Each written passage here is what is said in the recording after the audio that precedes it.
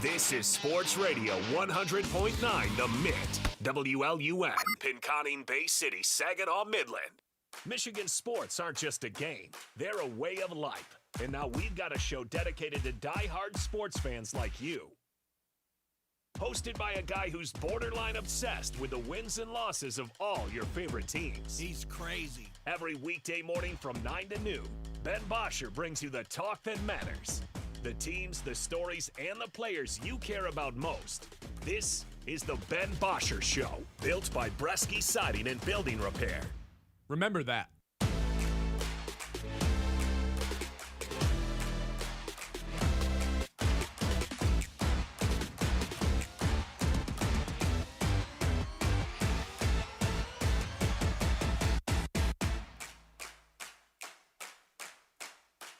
Hello, and welcome into the show, everybody. The Tigers are within a single game of a playoff spot. Are you kidding? They can do it tonight. In fact, they're within a half game. They could be in that first place, not the first place, but the third place wild card spot, the last team in the playoffs. They could take it tonight because all the right teams lost yesterday. The Tigers win. It wasn't without a little bit of a scare in the late stages of the game. Kenley Jansen, he knows how to make things interesting, but he gets it done nonetheless.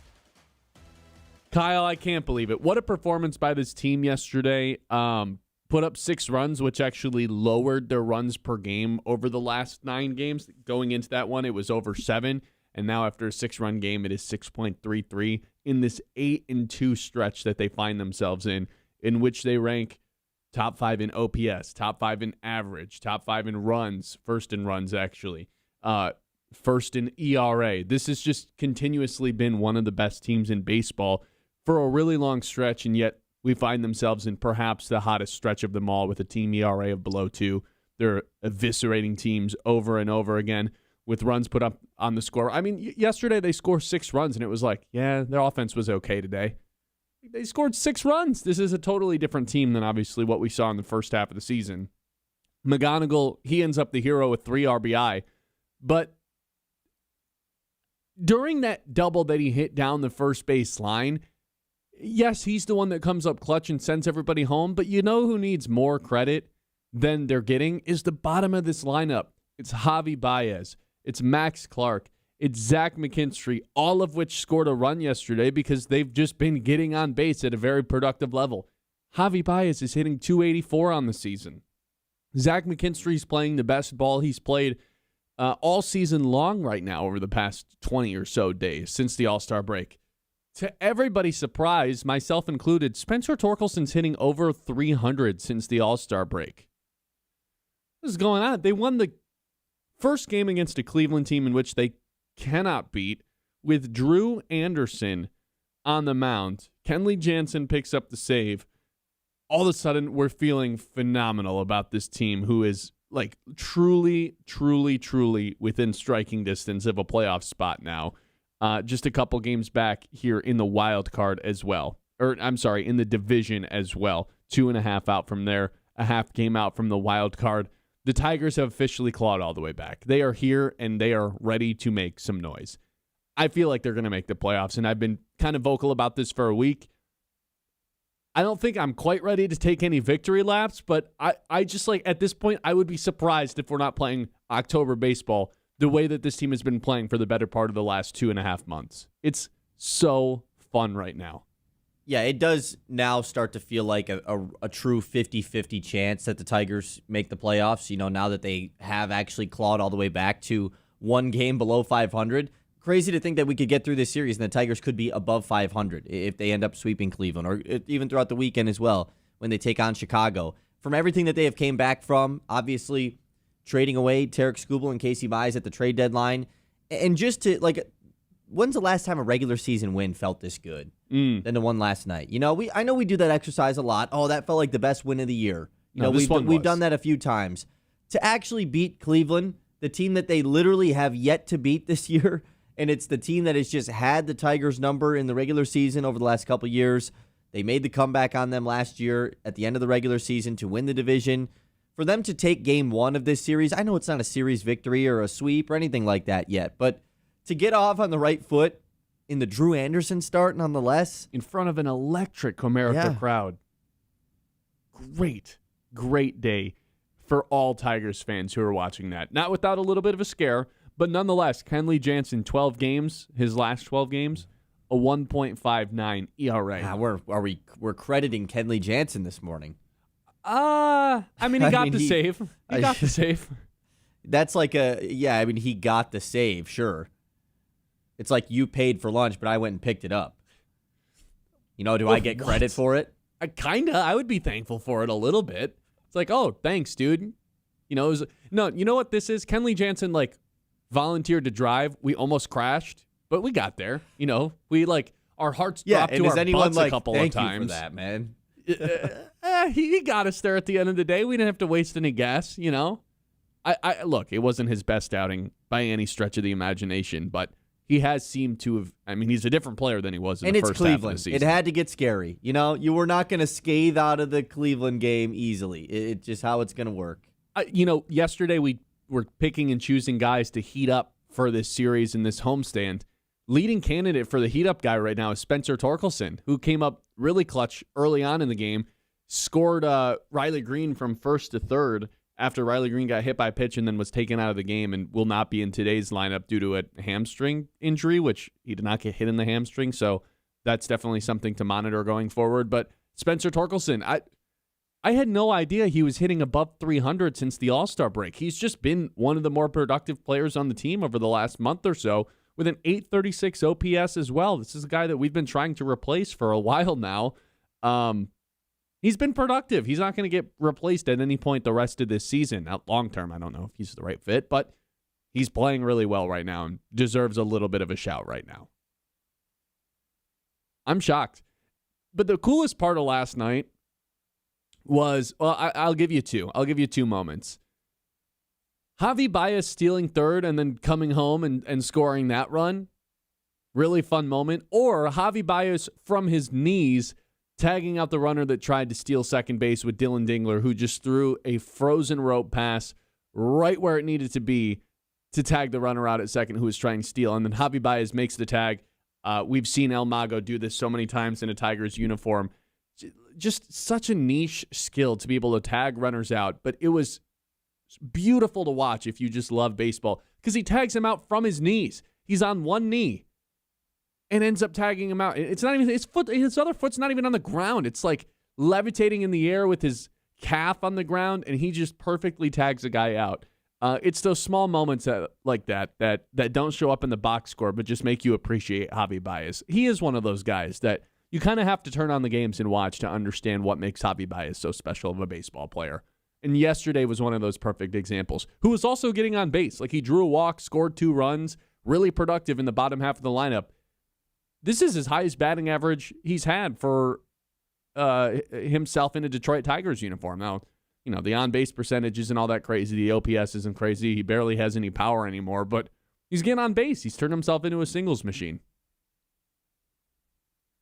Yeah, and I mean, it's no surprise that the Tigers have been successful since he's returned to the lineup as well. Like, he provides a lot for this team, more than just steady shortstop play. Yeah, this look, we've said it a handful of times this year that this was the win of the year, but as you get closer and closer to the end of the season, those wins just continue to get trumped by different wins, and that's exactly what happened yesterday. That was the best win of the year. You fought off Cleveland. You took a big lead on them early. They slowly clawed their way back into it. Was it horrifying in the 9th inning?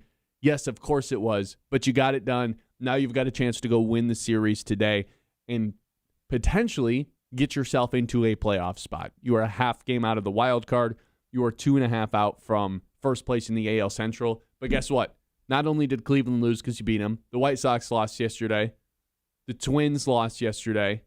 Everybody you needed to lose yesterday lost yesterday, and you're starting to gain more and more ground. And it's starting to feel not just realistic that they can sneak into a wild card spot, but can go claim a first place spot in their division as well. That is very much on the table for the Detroit Tigers the rest of the way. We blinked, and they're in second place. within striking distance of the White Sox, who are not playing very well right now. I mean, it feels like they just traded away Tarek Skubal. It feels like they just blew that game against the Baltimore Orioles in Tarek Skubal's final start. Feels like they were in fourth place 4 days ago. Oh, because they were. And since that game against Baltimore, it is just zapped. They are just, boom, right back to the top of the division, almost there. You obviously have to get through this series with Cleveland, and then you're setting yourself up perfectly for a 3-game series against Chicago. It's why we had circled this week and weekend for quite some time, and now that we are actually here, it's crazy that they have gotten to this point. Like, they have clawed their way back coming into this series to put themselves in position, and everyone else, fumbling away their season is helping things as well for the Tigers. It's a tradition this time of the year in the AL Central. It's just, for things to get freaky. It is a tradition. Somebody's got to blow it. It's just the way it goes every single late August and September. By the way, and we're due for a sweep over this team, by the way. Like, obviously, I'll take a series victory. These guys have swept us way too many times for us not to return the favor once here. They flashed the graphic late in yesterday's game that the Guardians have won 11 of the last 12 regular season series against the Tigers. And I guarantee half of them have sweeps. It's crazy. Zach McKinstry. We've clowned on this guy a lot over the last year and a half. We're Chippewas. I don't know about clowned. Okay, I have. I have not been. Okay, yeah, fair. I have not been always a Zach McKinstry supporter, even through his All-Star nod. I was just like, I don't know. He's not really, doesn't really excel at any position. The offense seems finicky at times. Yeah, he's a great bait. He made another great play yesterday in right field. Who has possessed Zach McKinstry and stolen his face and started wearing it as a disguise? I feel like they're about to take Zach McKinstry's face off, like a Scooby-Doo reveal, and it's like, who is playing right field for the Tigers? Because the past week, he has been a magnet out there. Yeah, and obviously he had the big throwdown this weekend. And then, that play he made in right field yesterday was, that was to start off the game. That would have been terrible. Saved runs. Drew Anderson, too, by the way, it came into this game, and, the Tigers pitchers had 9 challenges all year coming into the season. Oh. He had 7 different challenges yesterday. And he had the challenge of the year. Yeah, but he was just throwing them out left and right. Oh, yeah, I'll challenge that. He does not care. It was crazy. The one that was in the top left corner that ended up being the second out, that would have, it was called ball 3. He taps his head and ends up being a strikeout instead. If that would have been called a walk, and it was by 0.1 inches, it would have loaded the bases, which could have potentially been disastrous with what would have been 1 out. It ends up being the second out. There's only runners on first and second. And then Drew Anderson strikes out the next pitcher and just kind of lets out this little primal shout as he leaves the mound going back to the dugout. He only goes 4 innings. He doesn't pick up the win. He did everything he needed to do yesterday. Yeah. That was a fine performance from him. And that's the thing. For all the people that said the Tigers gave up on the season when they traded Tarek Skubal and traded Casey Mize, yesterday is a prime example why they didn't. Because the main contributors to yesterday's win were guys that they would have traded if they were actually giving up. Drew Anderson would have been traded at the deadline. Kenley Jansen would have been traded at the deadline. Javi Baez would have been traded at the deadline. Those 3 guys we've been talking about in this entire segment, they did not give up on the season, and that's why they are exactly where they are right now. No, they traded away expiring contracts that were bound to leave this offseason. I have no issues with it, especially knowing we still have Troy Melton. Jackson Jobe was on his way back. Verlander's somewhere in a hyperbolic chamber. He might be somewhere, yeah. Really don't know. They sent him to Greece. Yeah. He's getting all the work done to him. Ben is all in on the Tigers, though, so that's good. Ben Verlander? Yeah, he's all in. At least we know where he is, It's hard to miss him. 989-837-6125. Tigers stay hot within a half game of a playoff spot right now. But let's shift gears. The quarterback of the Detroit Lions, Jared Goff. Does he have anything left to prove? I don't think so, and I'll tell you why when we come back. This is the Ben Bosscher Show live here on 100.9 The Mitt. The show, as always, is brought to you by Bresky Siding and Building Repair. Protect your home with Bresky Siding and Building Repair, the experts who do the job right the first time. Whether you have a leaky roof, storm damage, siding looking tired, Bresky has you covered. Locally owned, trusted, and dedicated to keeping Midland area homes safe and looking sharp. Quality materials, skilled craftsmanship, and service that puts your family first. Don't wait for the next storm. Call Bresky Siding and Building Repair today and keep your home strong for years to come. The 9 o'clock hour is brought to you by Iron Stack Technology. They help businesses solve real tech problems securely, efficiently, and without the headache. When your IT is working the way it should, everything else gets easier. That's IronStack Technology, solution-driven, mission-focused. Check them out online at ironstacktechnology.com. The Ben Bosscher Show, built by Bresky Siding and Building Repair on 100.9 The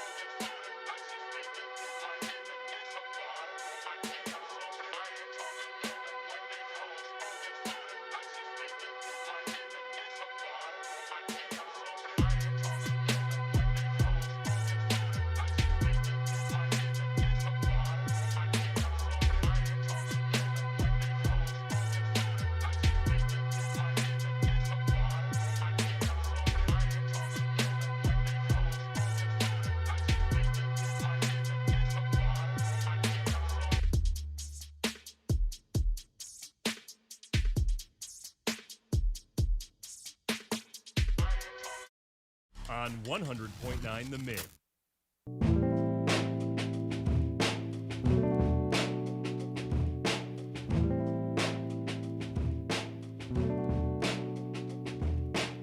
All right, this topic that we're about to do, I feel like we've danced around it a bunch over the past couple of weeks, months, off season, but now I want to really jump into it. How confident are you in Jared Goff?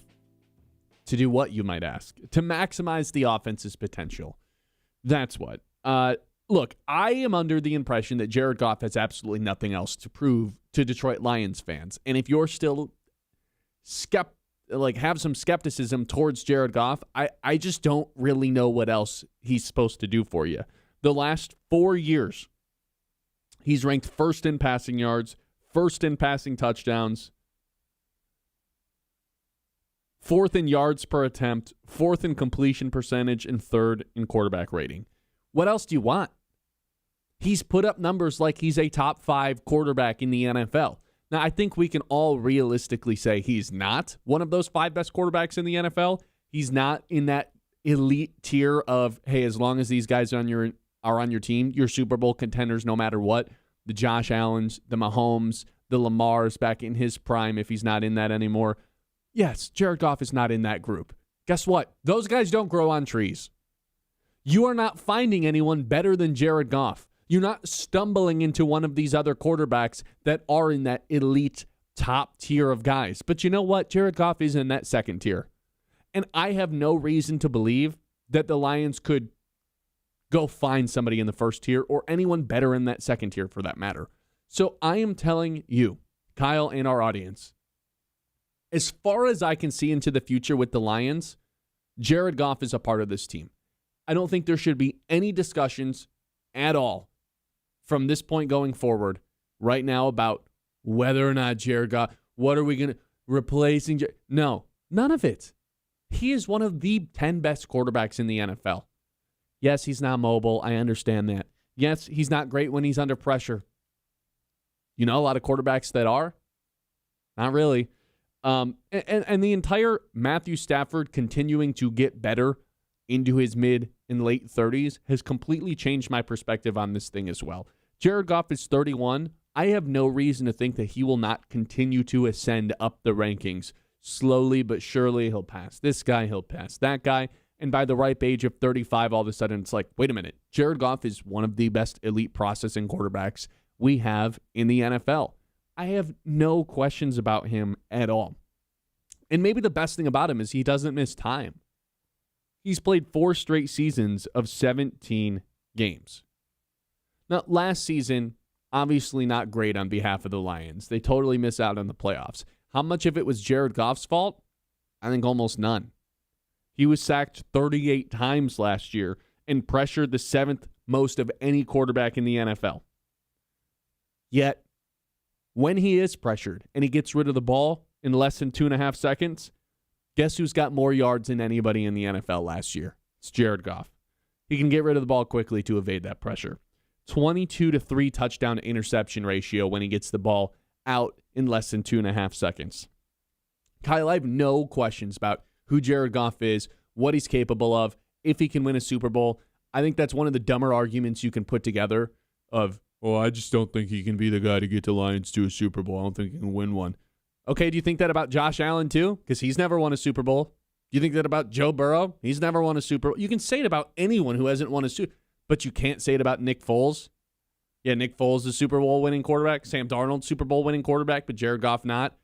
I just think it's a lazy argument. And now I think Jared Goff over the past 4 seasons has just put it together way more often than not. Yes, there'll be a stinker game in there once in a while. Guess who else has stinker games? Mahomes, Allen, everybody does. But I think 90% of the time, 95% of the time, when the Lions take the field and Jared Goff's at quarterback, he's going to do everything he can to maximize what this offense is capable of. And I think in today's NFL, unless you have Drake May, Mahomes, Allen, you're pretty much just those guys who like truly shape the offense, Lamar, it's mostly just about the system around you. The system around you is what makes a quarterback good or not. Do you have a good coach? Do you have a good offensive line? Do you have good weapons? Those are going to be the factors that dictate whether or not you have a good quarterback. I think Jared Goff is not an exception to that. He has to have a good offensive line. He has to have good weapons and a good play caller. Even though he had John Morton last year and still put up incredible numbers. But what we know, I think, over the last 4 years is that Jared Goff is going to drive that car smooth. He's going 75, 80 miles an hour. Hell, half the time he's going 85 over the speed limit, but it's a smooth ride. There's no bumps. He's not swerving through traffic. It's a straight shot, and I totally trust him to drive this car that the Lions have created as the offense around him. I have no questions about Jared Goff from this point going forward as someone who roots for the Lions and covers them. This guy's answered every question to me, and I have all the confidence in the world in Jared Goff. So I rest my case. Yeah, I mean, I don't really know who else is doubting Jared Goff from this point. Like when you say, I have no questions about Jared Goff, I don't really know who does have questions about Goff. It's very clear that last year's Lions disappointment was not on him, and I don't really think there is a group of people that blame him. I think the group of people that are still out on Jared Goff is because of his playoff resume. That would be the case to say about, well, Jared Goff can't win a Super Bowl for the Lions. It's not just because of the style of quarterback he is. It's because of how he's played in the playoffs. Even just with the Lions, 5 touchdowns to 3 picks. Obviously, the Washington game is the one that you're just going to remember. In his playoff career, he's 9 touchdowns to 5 picks. He's 5-5 in 10 games. From a guy who doesn't turn the ball over, like that's like the worst time to decide I'm actually going to turn it over now, in the playoffs. And so that's the case against it is like, yeah, the regular season is great. We learned in 2024, who cares? You can go 15-2, and then Jared Goff can stink in the game against the Commanders, and you lose. Can I come in and be outplayed by a rookie? Can I come in to defend Jared Goff's performance against the Commanders real quick? I will take it to the grave that he was concussed during that game.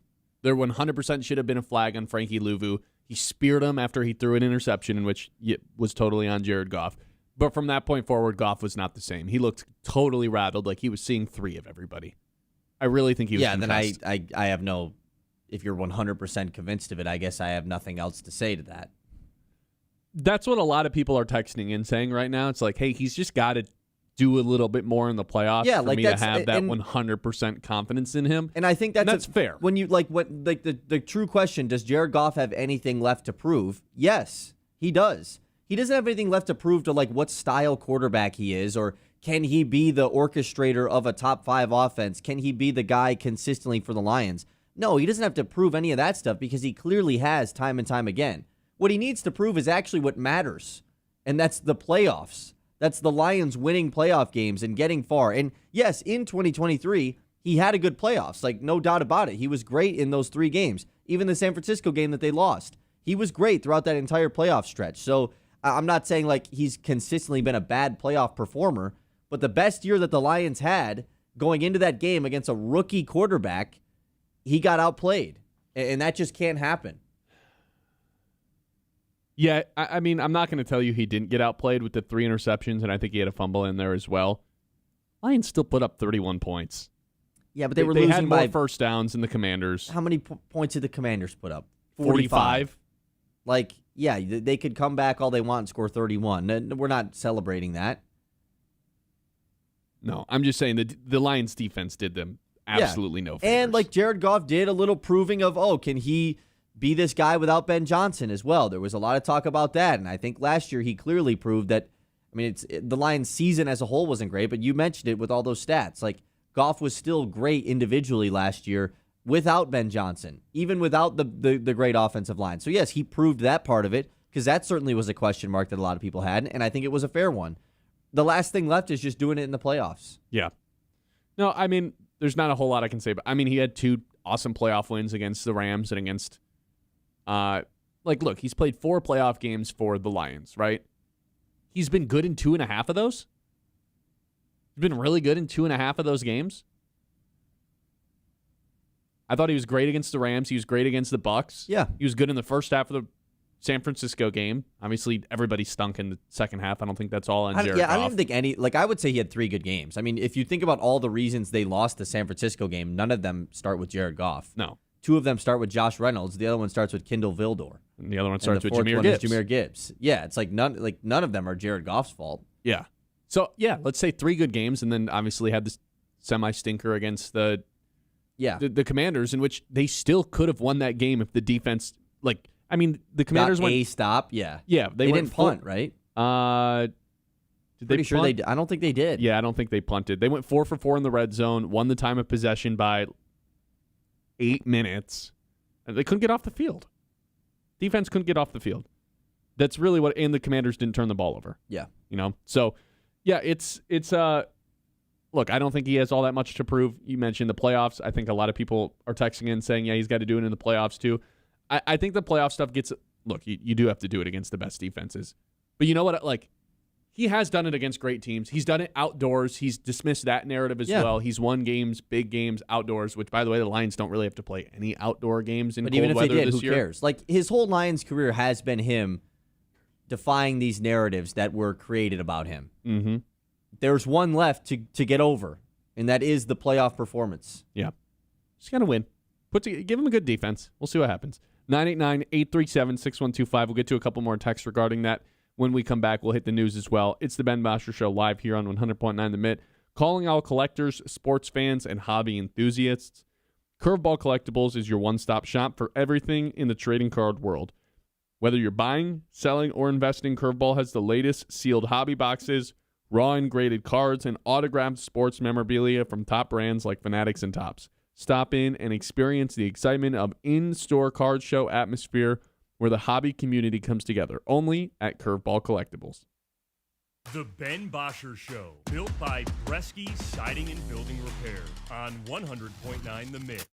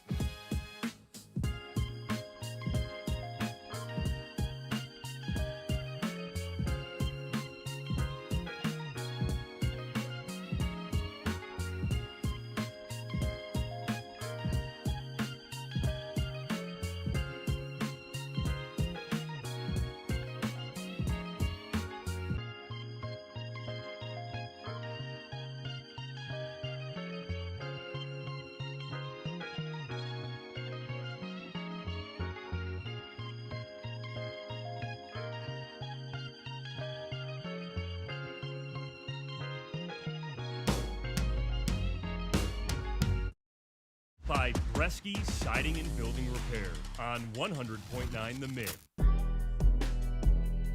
989-837-6125. Got a question, says, but can the Lions win a Super Bowl while paying Jared Goff all of that money? That's the bigger question, not really about how good Jared Goff is. Look, the magic number has always been considered 10%. If your quarterback's making more than 10% of the salary cap, you're just going to have a harder time winning the Super Bowl. There's not a ton of evidence that you can do that unless you have the Mahomes of the world and the Allens of the world. And obviously, as I said in the last segment, I don't think Jared Goff is quite necessarily that. This year, he has a 12.5% cap hit, or cap percentage hit at $37 million. And then, unfortunately, that thing is going to skyrocket. It goes up to 19% when he's making $62 million in 27. And then it goes up to, 19% again, because the salary cap is projected to continue to go up, for $69 million in 2028. Look, they've got the option to rework all this contract, give him an extension, spread the money out. Totally viable. But as long as they keep drafting well, I don't think it really matters. It just requires Brad Holmes to continue to nail the draft. You just can't miss out on a draft class. Like, the biggest reason to me that the Lions had that huge step backwards the last year was because you had nothing from the 2024 draft class that was contributing. Nothing. It's still one of the biggest scars on Brad Holmes' resume is Terrion Arnold, Ennis Rakestraw as your first two picks, Giovanni Manu, Sione Vaki, all these guys who never really contributed anything for the Lions since they've been drafted. That's the biggest scar on Brad Holmes' resume, and I think it's the reason that they had a huge step backwards last year because they didn't get any help from those guys. And when you're starting to pay everyone you drafted that hits, you got to continue to replenish that talent via the draft because you're not going to have the money to continue to give. Like, the last 2 years, the Lions have given out 2 contracts, one per season. That was a multi-year deal. First, it was DJ Reed 2 years ago. This year, it was Cade Mays. Like, that's all they can do. They don't get to have the luxury of signing all the free agents, whatever they want. I think it's going to be one guy per year where you get a multi-year deal. And maybe eventually it's 0 guys. If you're going to continue to pay Branch and Laporta and Goff's cap hit is going to continue to rise up. So you have to continue to nail the draft over and over and over again, which is why I've always hesitated to do the all-in Rams, go get Myles Garrett type of trade. Look, have the Rams had success from doing it? Yes. No other team has. The Rams are the only team that get to get away with this and have no repercussions. I don't really understand how they do it. It always works out for them. But look at the other teams that trade first-round picks, whether it's the Colts, doesn't really work out for them. Whether it's the Packers, doesn't really work out for them when they did it with Parsons.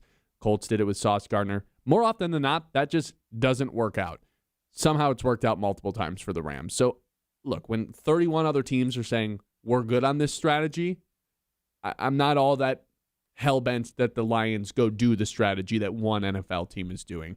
They just have to continue to hit in the draft. And we'll see how this 2025 draft class helps out the Lions this season with Tate Ratledge and Tyleik Williams. You're going to need a big step up from Tyleik, I think.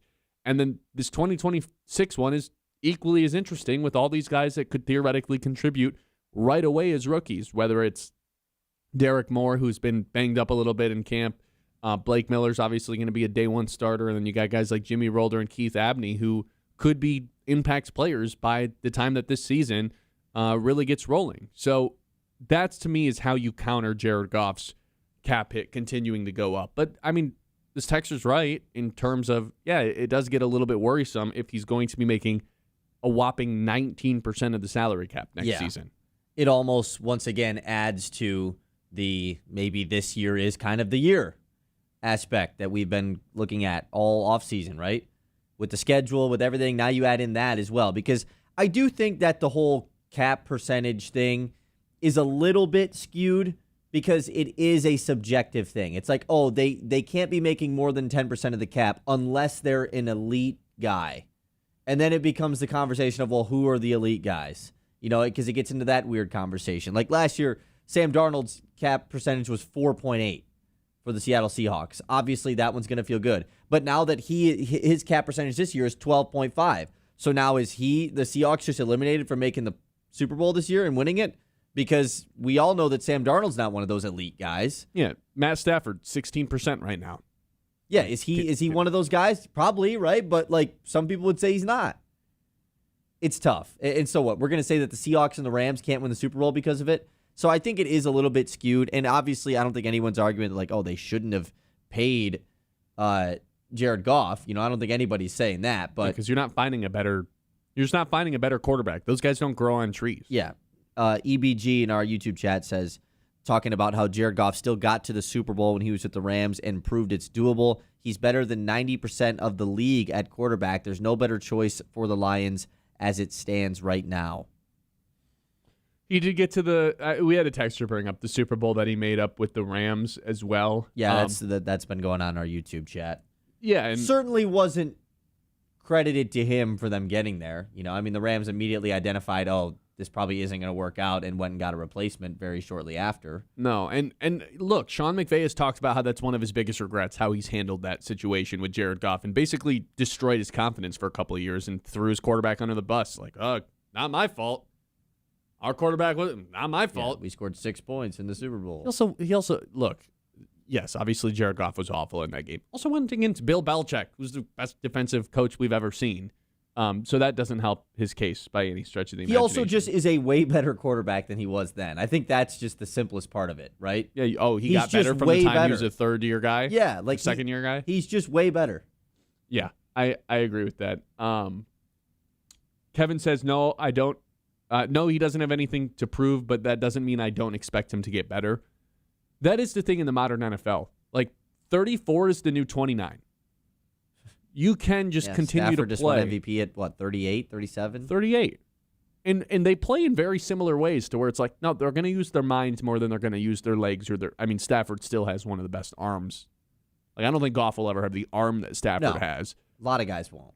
But the reason I think he can continue to play into his late 30s, elite processor. Like, one of the best processors, top 5 processor in the NFL.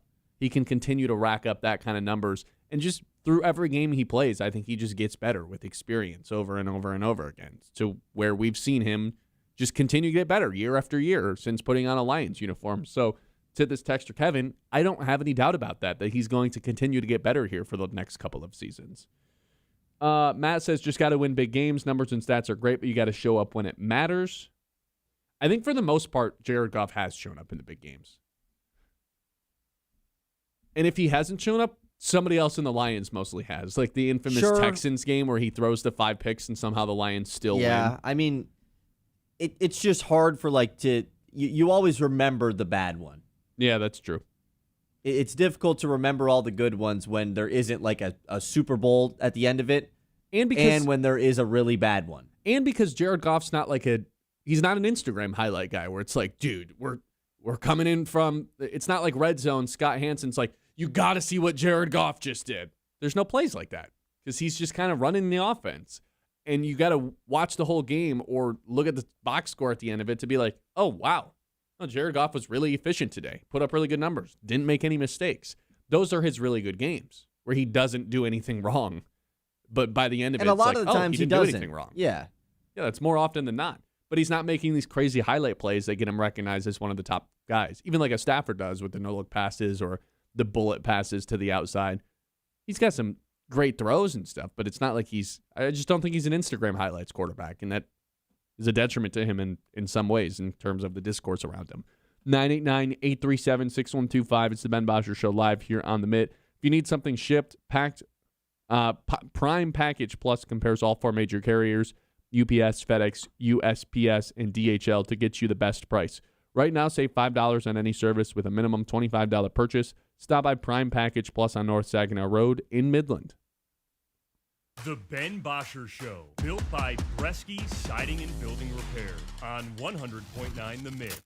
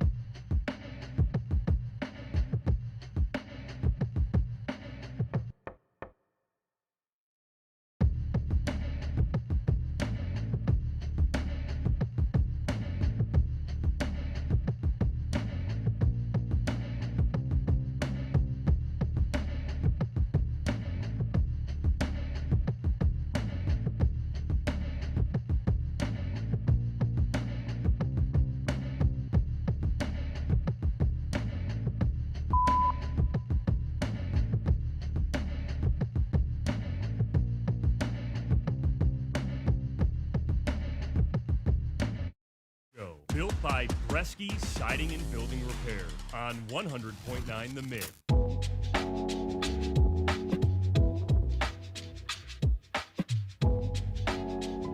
All right, let's make sure we got everything in so you're not missing anything that happened in the last 24 hours. Here's Kyle with the news. The Mitts Morning Catch.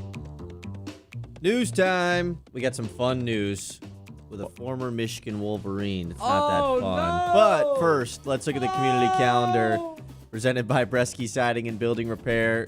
It's Wednesday. You know what that means. Farmers market, farmers market, farmers market. Just head down to the farmers market. It's right out back at Dow Diamond right here. Said Open it 3 7 times. a.m. to 1 p.m. Get down there. Breakfast burrito sounds crazy from there right now. If only we had a guy we know that could go get us one, that'd be sick. That'd be pretty cool. But yeah, farmers I don't know market. where Brad is, but Yep. you could do that for Yeah, us. that's who I was talking about. Till 1 p.m. today. Go check out the farmers market. Okay.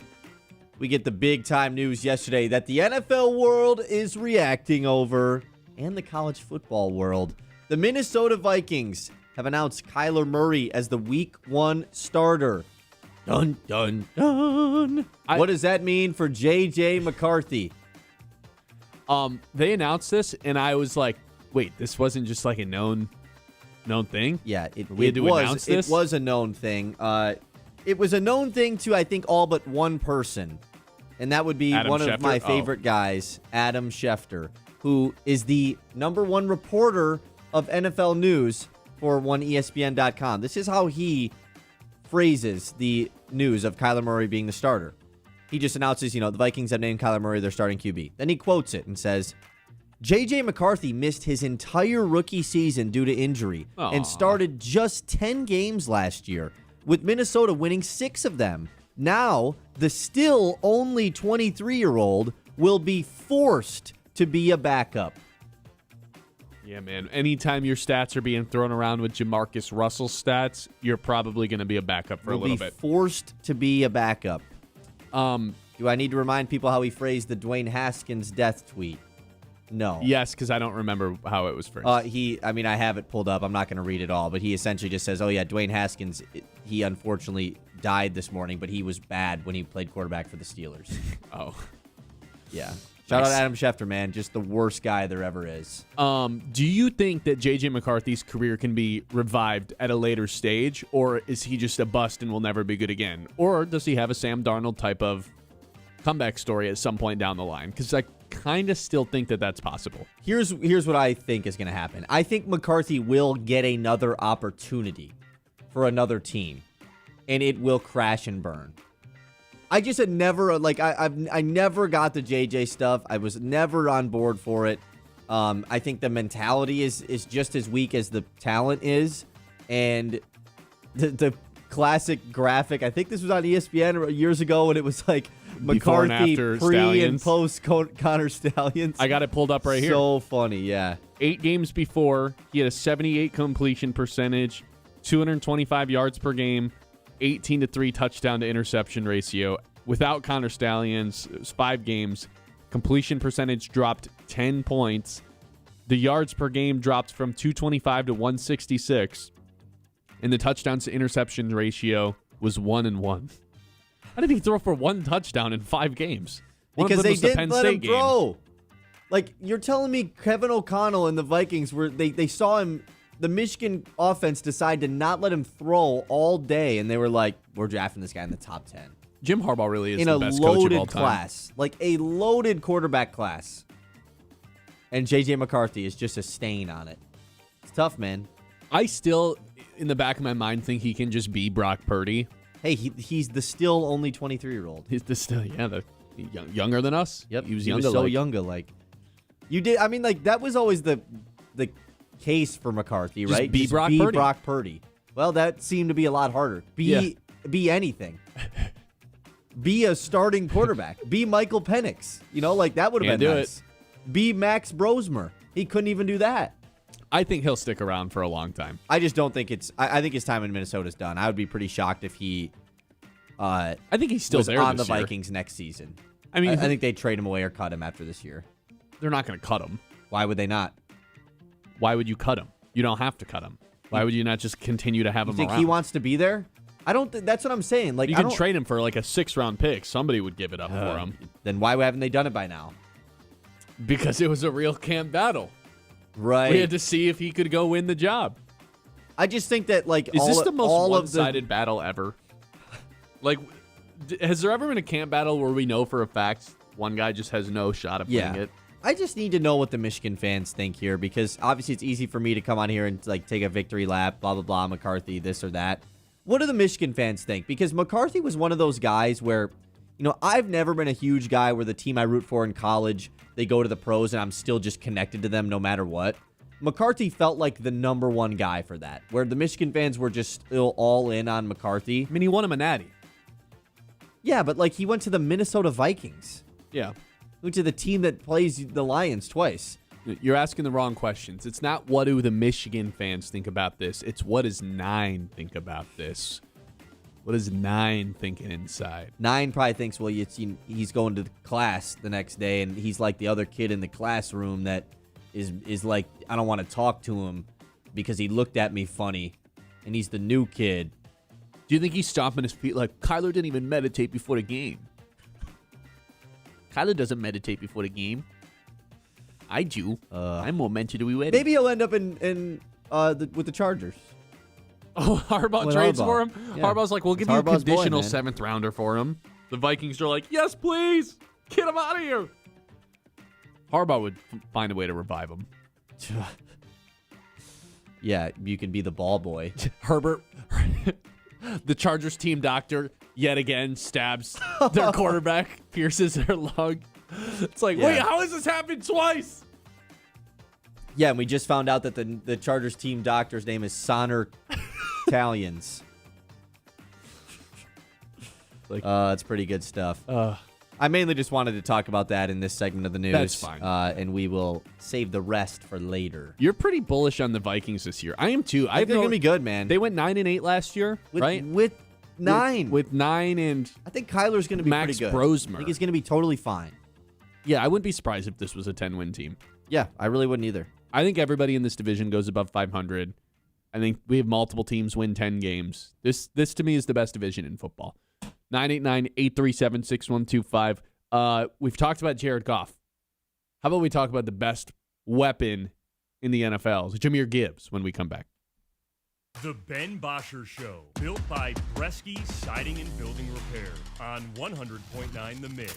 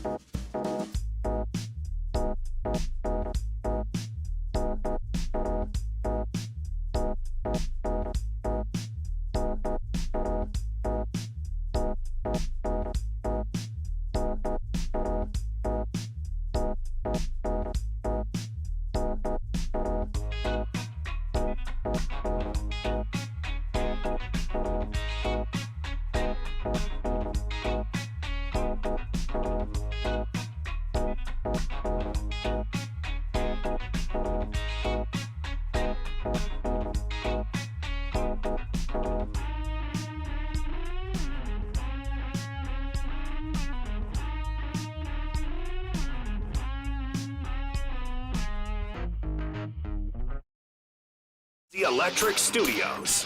This is Sports Radio 100.9 The Mid. WLUN, Pinconning Bay City, Saginaw, Midland.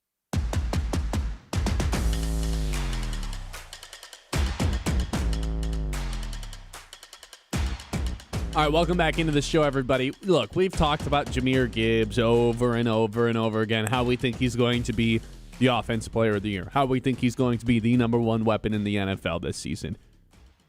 I was crunching some numbers last night, Kyle. I'm gonna read you the top 5 fantasy football seasons of all time based on points per game. LaDainian Tomlinson, 2003, 27 points per game. 2003, Priest Holmes, 28 points per game. Marshall Faulk, 32 points per game in 2000. He only played 14 games, though. CMC 2019, 29 points per game. And then LaDainian Tomlinson 2006 is the best fantasy season of all time when he eclipsed like 439 points. It ended up being 30 points per game. Do we think Jahmyr Gibbs can get into that group of averaging somewhere around 27 points per game? Or is that just so far out of the realm of possibilities? And that's so many points per game. It's a lot of points. Like the CMC season is obviously the one in recent memory that I lived through that in fantasy. And so having to deal with that guy, that really sucked. That is like an anomaly type of season. You have to get the ball so many times. Now, I think the thing that Gibbs has going for him is that the touchdowns is really going to be the reason he would get there, right? Over the actual touches. Yeah.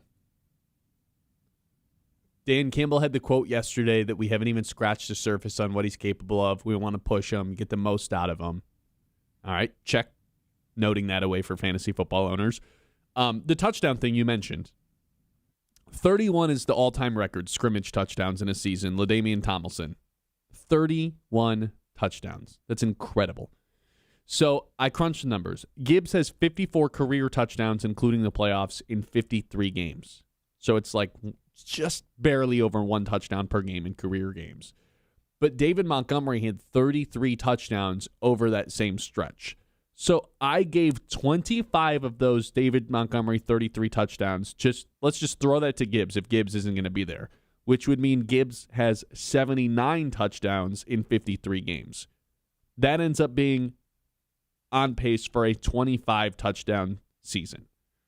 However, Jahmyr Gibbs did not score the first 4 games of his career. He was barely getting the ball. So let's take those games out of it. That's 79 touchdowns in 49 games. That ends up rounding out to 27 touchdowns in a 17-game season if he can keep that exact same rate up. So it's not quite the 31. However, here's the other thing that we keep noting. The Lions play a bunch of crappy teams this year. The stars have to align if you're going to have a top 5 fantasy season of all time. You can't have competition in your backfield.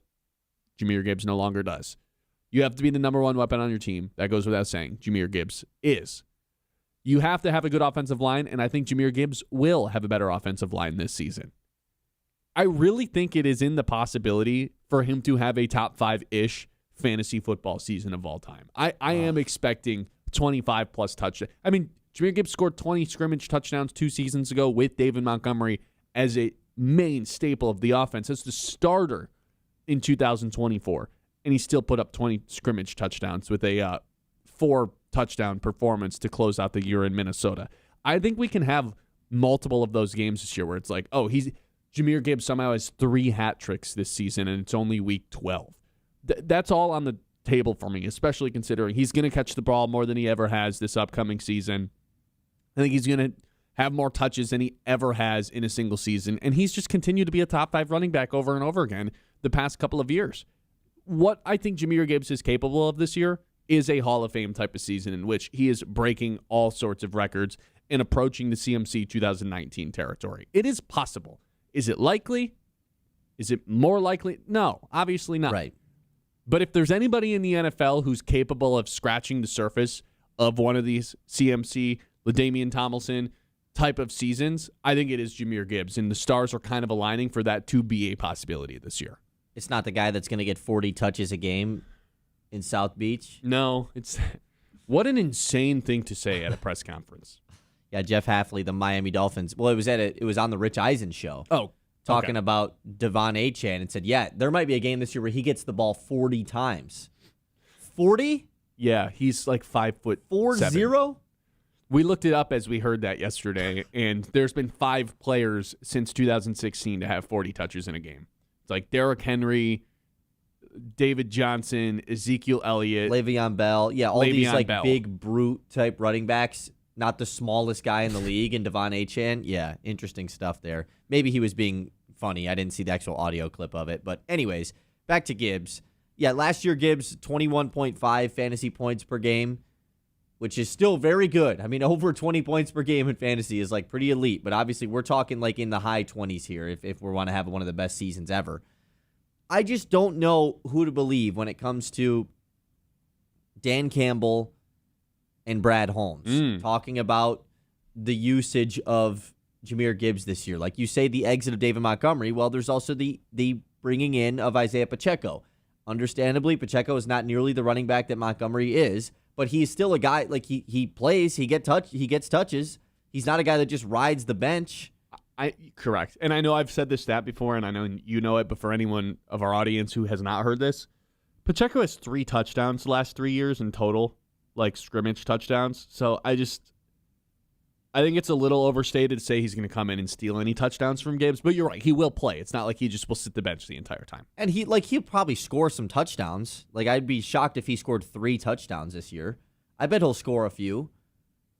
But I just don't. Dan Campbell I'd be surprised if it was 5. Dan Campbell has made the phrase that, oh, yeah, he's going to be the workhorse. We're going to ride on him. This is going to be an all-time season, this and that. And then Brad Holmes says, well, we like the 1-2 punch a lot, but that was pre-Gibbs contract. So was that just contract negotiation, just to try to lower that number? There's a lot of speculation as far as what Gibbs' season is going to look like from a usage standpoint. The touchdowns I don't think matter. I think those are going to come. I think, like, picking Gibbs to lead the league in touchdowns this year is an extremely safe bet.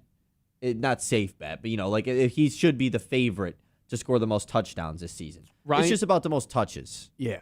Ryan said 20 touchdowns is not even on the table. It's a well-balanced offense where Gibbs won't get the ball more than guys like St. Brown and J-Mo. I think J-Mo's... Look, I love J-Mo and St. Brown. I think this offense funnels through Jahmyr Gibbs. This is the year it shifts. This is the year it shifts to Jahmyr Gibbs is the best weapon on this team. Note, it's not a slight at Amon-Ra. Amon-Ra is an elite top-tier receiver in this NFL. I think Gibbs is an elite top-tier weapon that could pass pretty much everybody in the league in terms of like, oh, this is one of the most, if not the most dangerous player with the ball in his hands in the NFL. So for that reason, I do think like, hey, first and goal, we're just handing the ball off to Gibbs every time. Because that's the other thing. People think Gibbs isn't like a between the tackles. Oh, you can't really, let him just go try to pick up a first down and move the chains around the goal line. He's such a bullet of a runner that all he has to do is pick up full steam and find a gap, and he, more often than not, is able to do it. Yes, he's like an outside, zone type of running back who wants to get into space, but he's so fast that he can explode right through a gap and just just run guys over and bounce right off of them to score these touchdowns too. I would be shocked if he doesn't score 20 touchdowns, scrimmage touchdowns, to be quite honest. Right now, his over/under rushing touchdowns is really the only prop you have. They don't have like the total touchdown leaders or anything like that out yet. 11.5. He scored 13 rushing touchdowns last year. I think it's pretty safe to say he's hitting that over. And the over is like, is it juiced? No juice. Yeah, like minus 140. Is there a world where we are setting ourselves up to be a little bit disappointed here? I mean, you are. You're saying could he have the best fantasy season ever? Yeah. Okay, like that's crazy stuff. McCaffrey was 1K that year. Like that's crazy stuff. It's all fun and games until he scores a hat trick game 1 against the Saints and the Lions win 38-3. And then all of a sudden it's like, wait a minute. Is this gonna happen every week? And the answer is no. Probably won't. Yeah. But it could happen a lot of weeks. Like I look at the first few games and it's not like the Buffalo Bills have this elite defense. The Jets certainly don't have an elite defense. The Panthers, it's all right. Cardinals, pretty crappy. Like, yeah. And those were, to nobody's shock, those were the teams that he absolutely shredded last year on the ground, were the bad defenses. I mean, duh, but like he killed them. He had 220 rushing yards against the Giants last year. That's unbelievable. Against Washington, 15 carries for 140 rushing yards, or 9.5 yards a carry. Like, those bad teams were the ones that he absolutely destroyed on the ground last year. Weird that he only had 100 rushing yards in 3 games last season. That just doesn't feel right, but obviously he had a lot of games where he was crazy through the air as well, and he had a lot of 90, like getting close to 100. But, yeah, a lot of those bad rosters and bad defenses are going to be prime opportunity for a Jahmyr Gibbs, 13 carries for 170 yards and 3 touchdowns. I'll tell you what, in my Madden franchise that I just downloaded, he's for sure going to be the best running back of all time there. Have the best running back season. Yeah. Dude's a cheat code in this video game. 98 overall. Yeah, Once he hits out the space, it's just gone. Nobody can catch him. That does not shock me by any means. 989-837-6125. This is the Ben Bosscher Show live here on 100.9 The Mid. The 10 o'clock hour is brought to you by Aired Insurance. Aired Insurance, they're all about putting you in a better insurance position. Whether it's your home, auto, life, or business coverage, they make sure your protection actually fits your life. If you're looking for a team that takes the guesswork out of insurance, this is it. Be sure to go follow Aired Insurance Group on social media to stay connected every day and see how they're helping people along the way. Big Win Wednesday, Ben. Oh, thank you for reminding me. Big Win Wednesday brought to you by Garber Chevrolet.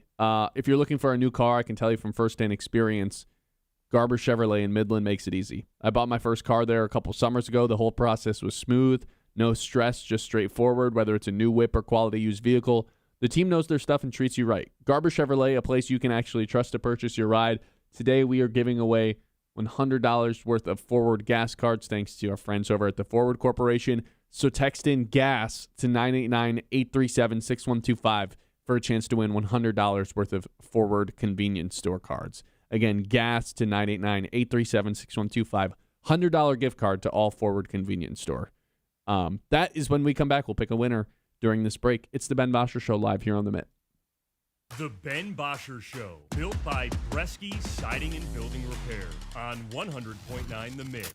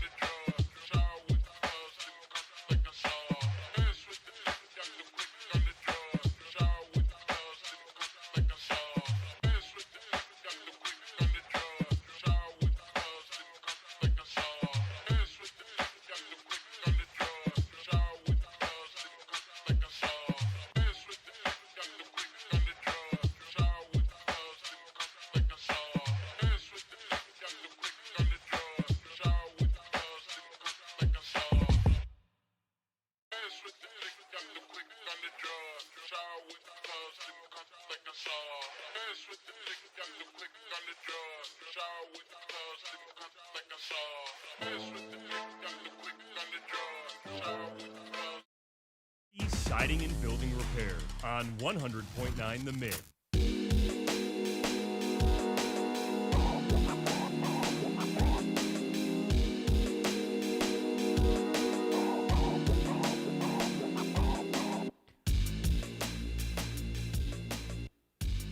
(989-837-6125). We got our winner. Congratulations to Karen. You are going home with gas cards today. $100 worth of gas cards.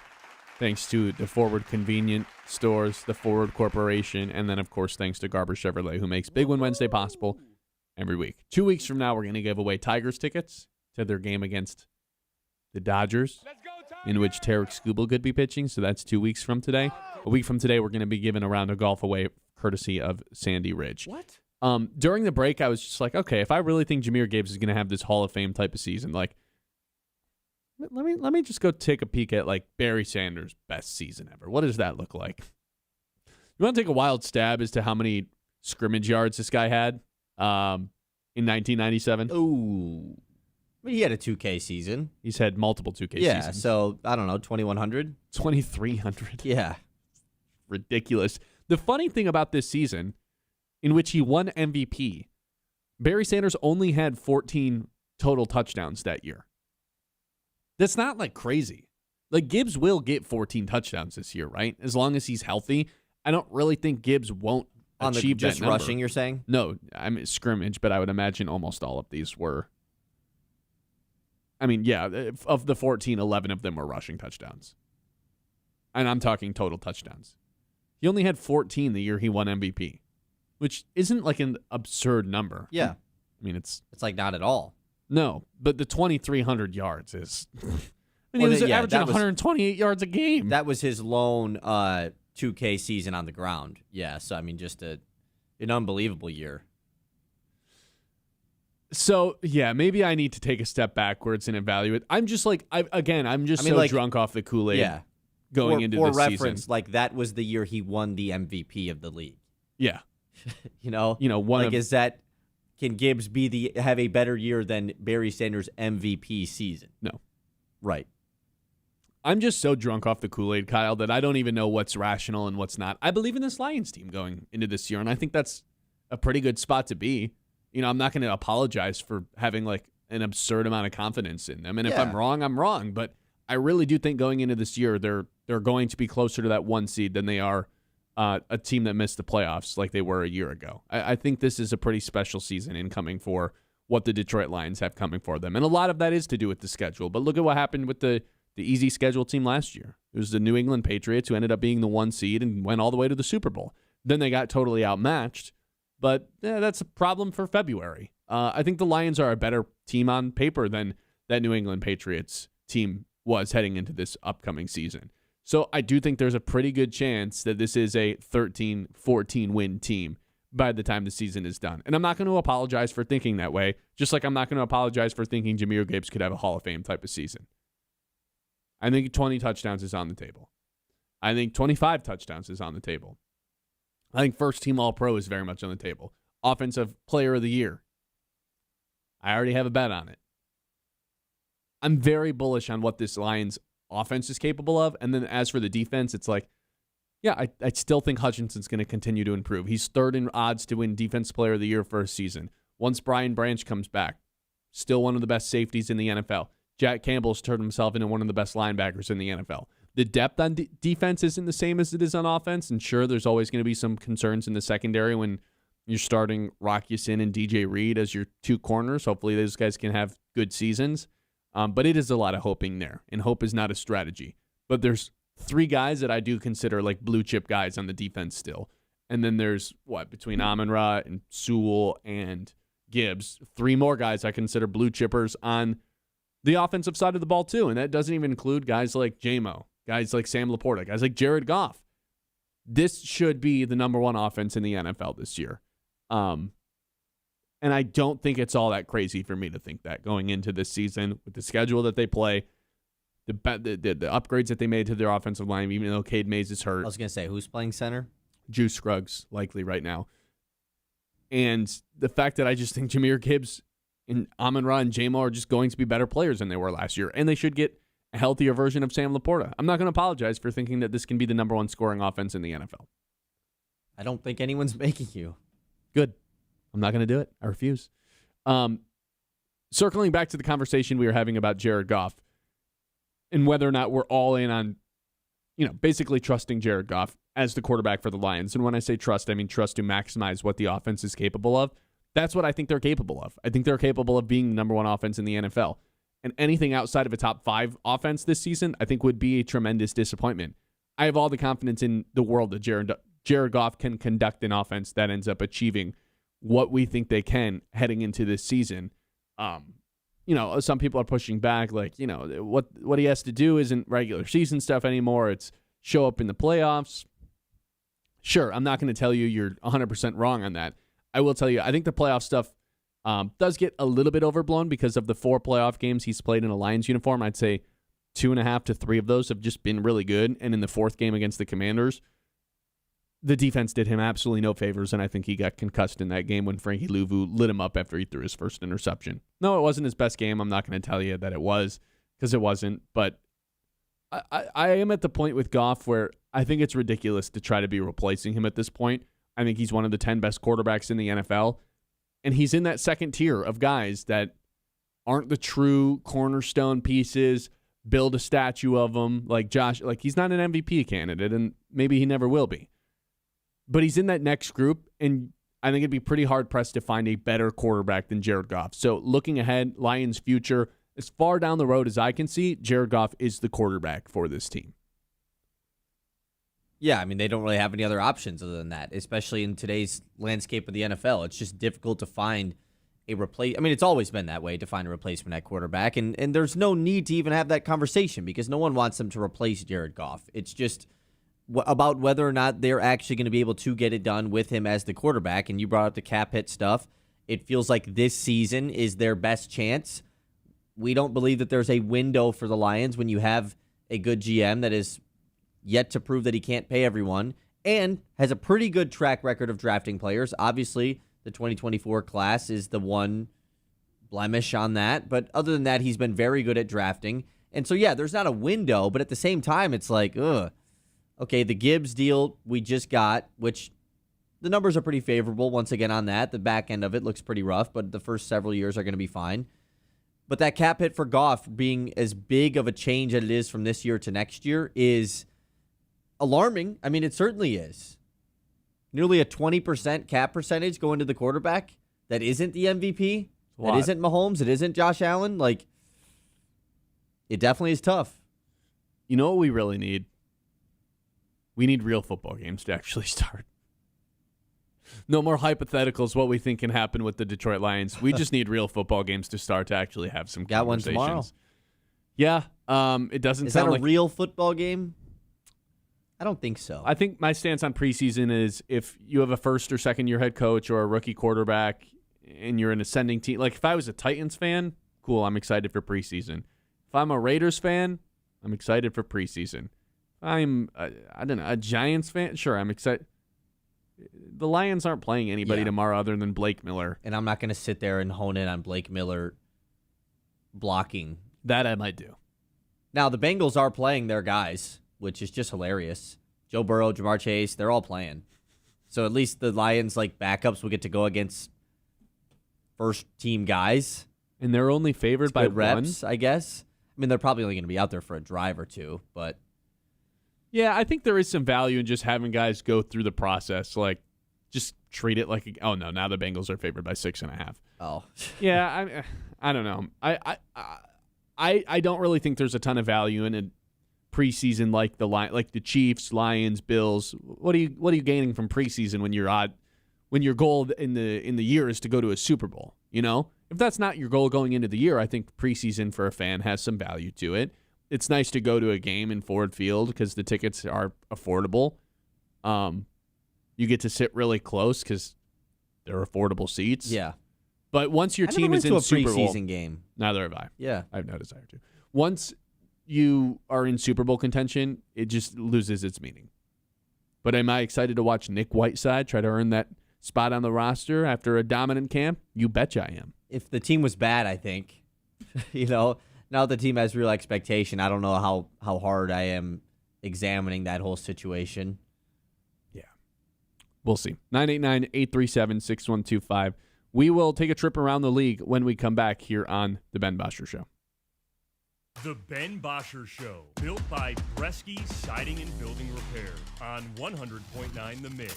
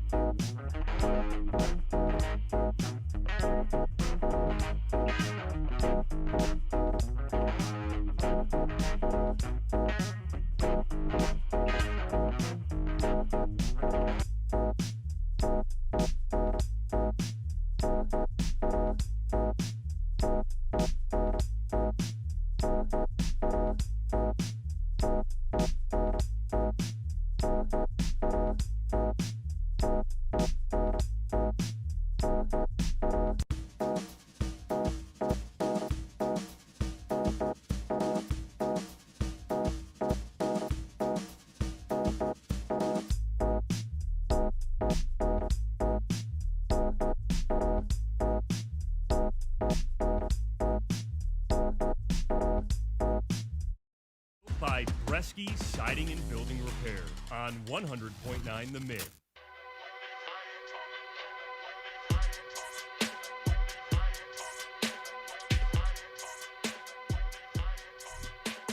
All right, NFL, it's right around the corner. We got preseason this weekend. Let's see whose butts are hot in the coaching world with Around the League.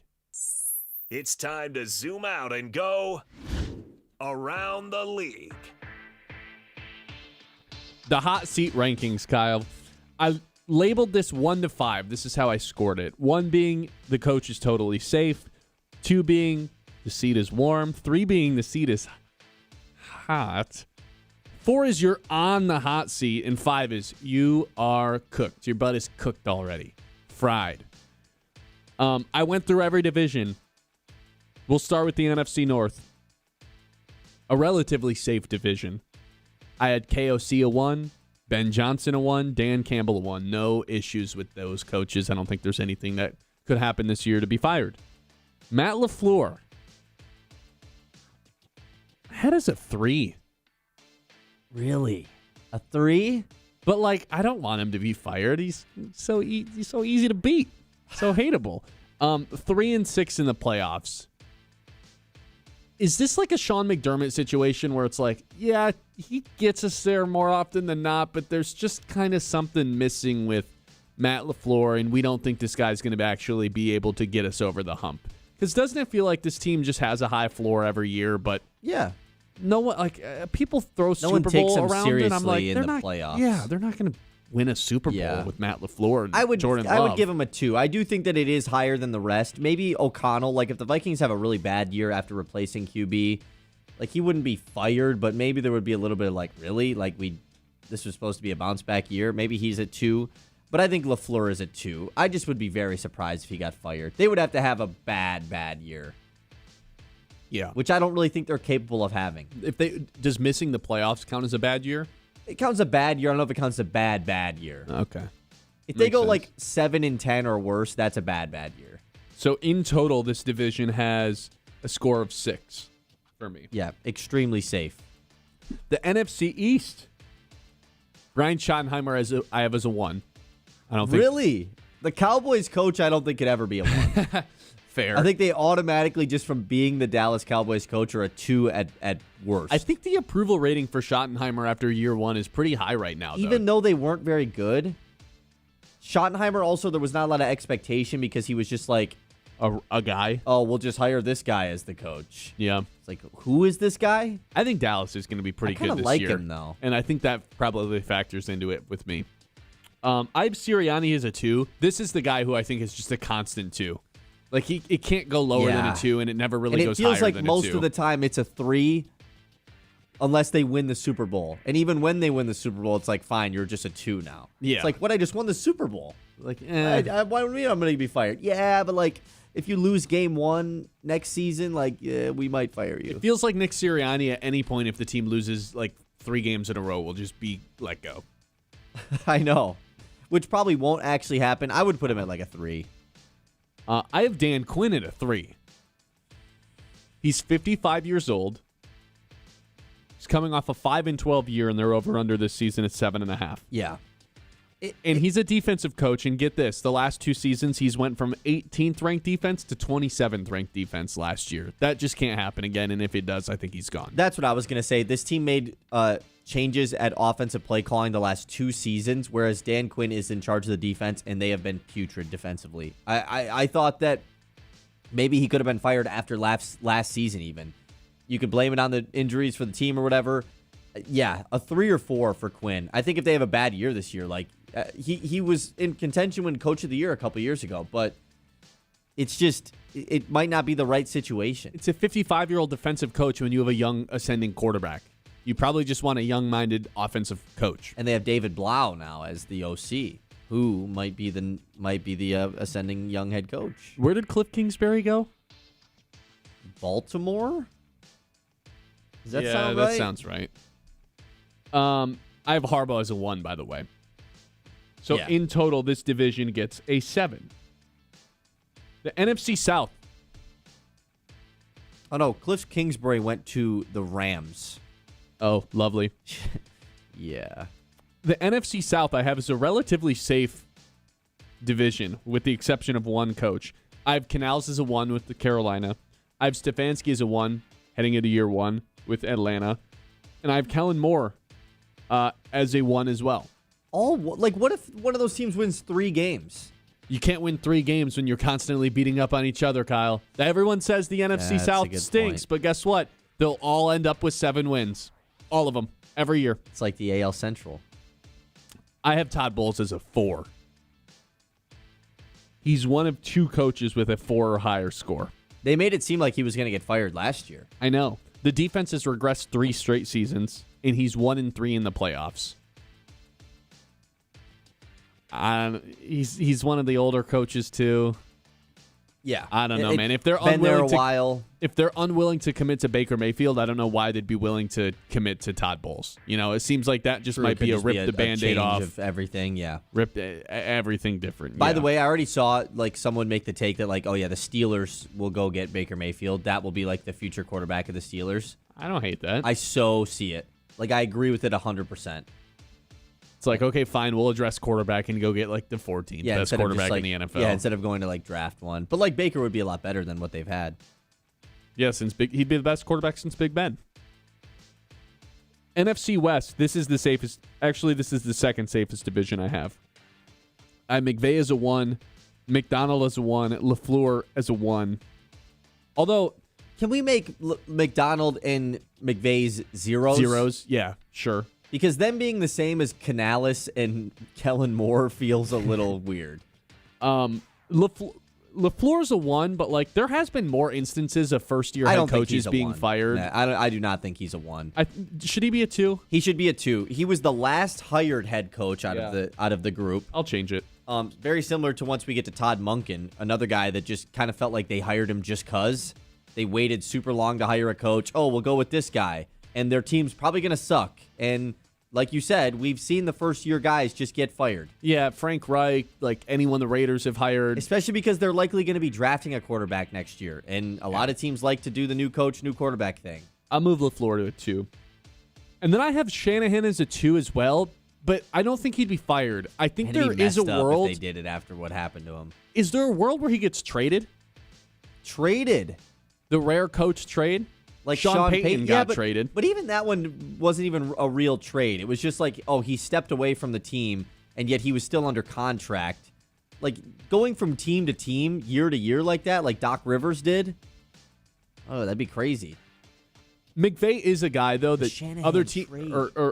Shanahan is a guy that teams would have interest giving up draft capital to go get. Who would give up a first for Shanahan? I can't believe the Broncos gave up a first for Sean Payton after they'd given up all their firsts already for Russell Wilson. Yeah. And it kind of worked out. Could a team like Philly, if they fired Sirianni, be you know what, we just want Howie Kyle Roseman Shanahan. giving up a first? What about a team like this next team, the Cleveland Browns? Todd Monken right now is their coach. I have him as a 2. Yeah. First-year head coach, I still have him as a 2. 60 years old.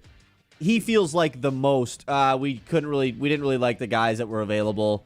Sure, Todd Monken can be the coach, and then they'll just hire a new guy next year. Yeah, and if there's going to be a team in the league that just wins 5 games, and the team's let's just use this as a reason to get off our coach, this is probably it. Yeah, it's like the Blazers hiring Micah Nori on a 1-year deal. Yeah, it's it gives those vibes. Oh yeah, you're the coach of the team. You got to be a head coach in the NFL. That's for great. Now.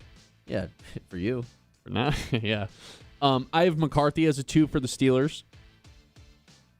He's 62. I think it might be a 3. It might just be the Steelers have gone above 500 for 20 years in a row. It's not actually that long, but it's a crazy long time. For the Mike Tomlin replacement to come in and just because you're Aaron Rodgers' old pal and they are bad and they actually miss the playoffs and go under 500, I think that is the Steelers fans are with pitchforks and flames and riots going on. Yeah, especially the way that Stadium. The way their training camp is gone too, where they're doing basically they're playing with pillow fights the entire time, and they're doing all the advanced data, no tackling, and when they get ran over the first couple weeks of the season, I don't think that's going to go well for that crew as well. Yeah, maybe McCarthy should be a 3. I have Zach Taylor as a 3 though. Yeah, he might be a 4. What's the case for him to only be a 3? The Bengals could be good this year. Yeah, It's true, semi-likely that yeah, they're going to be good. That's actually a good point. Yeah, I just think that he was the most likely. Oh, if their team isn't good, he's for sure getting fired. 4 years since they've won a playoff game, and we know one thing for sure: this team could have 5 wins, and you know whose fault it won't be? Joe Burrow's. Zero blame ever goes to Joe Burrow, who had his girl at training camp too. Everybody's been doing it. I have Jesse Minter as a 1. Yeah, Joe Brady I have as a 1 in the AFC East for the Bills. Oh, come on. He's a 1. In-house hire, though? He's a 1. From a regime that they were ready to move off of? And they hesitated to move off of that regime for a while. 1.5. Fine. I have Happily as a 1. Yeah.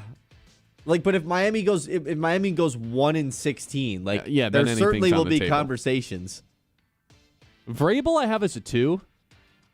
Yeah, this I have no idea what to do here. I don't know obviously it should be a 1. But he almost got fired this offseason. yeah, pretty close to being fired from everything that it sounds like. pretty dark offseason for Mike Vrabel. And then they were like, "Oh, we traded for AJ Brown. Look, the Patriots. We're so excited for the season." And then he brought his dog to a press conference and was like, "Look at my dog. He's so cute." Okay, Kirk Herbstreit. What if they don't, here's a hypothetical. If the Patriots did not trade for A.J. Brown, is Mike Vrabel their coach right now? I think so. Because the talk would have just continued to be Vrabel stuff. Yeah, but you got to remember who owns this team. It's not like Robert Kraft's this moral high ground guy. That's a really good point. I have Aaron Glenn as a 5. He's the only 5. He's just, I don't know, man. I'd be shocked if he made it to the end of the season. He's already been fired. We've talked about it. He has been fired. They already have the graphic, the thank you Aaron Glenn graphic made for week 4. They've already contacted Schefter, be like, hey, we'll tell you what time we're gonna do it, but just so you know, get the tweet ready. Poor Aaron Glenn. He's just been fired already. I think he was fired last offseason. But they're like, we don't get Dante. Honestly, the second that Dante Moore decided to not go to the draft, they were like, crap. Okay, I guess we'll keep him around for another year. Yeah. And then we'll get Dante Moore next year. Yeah, definitely bad. I want to quickly go back to the Vrabel thing. Is it over? Is the Vrabel Rossini thing done? What do we think? No, I think we got one more crazy. I think we do too. Now look at this. I think maybe just a Rossini thing and it doesn't involve Vrabel, kind of like when it was KOC. We might get one more Rossini thing. Yeah. But I think there's one more we got in the It's certainly not chamber. over. It's certainly not over. Quickly through the AFC South, I have Robert Saleh for Tennessee as a 1. I have D'Amico Ryan as a 1. I have Liam Cohen as a 1.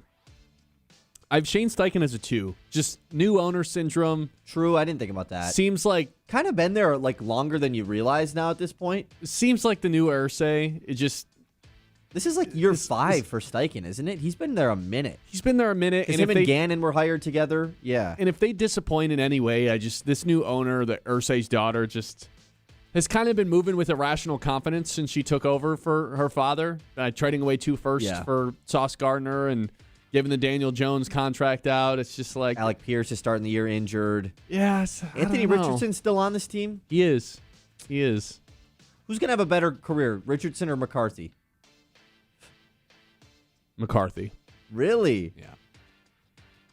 AFC West, I have is the least hot. Is it all division? Ones? All ones. Reed, Harbaugh, Payton, Kubiak. All ones. Yeah. I have no disagreement there. There you go. Those are the hot seat seat rankings. What if Andy Reid, though?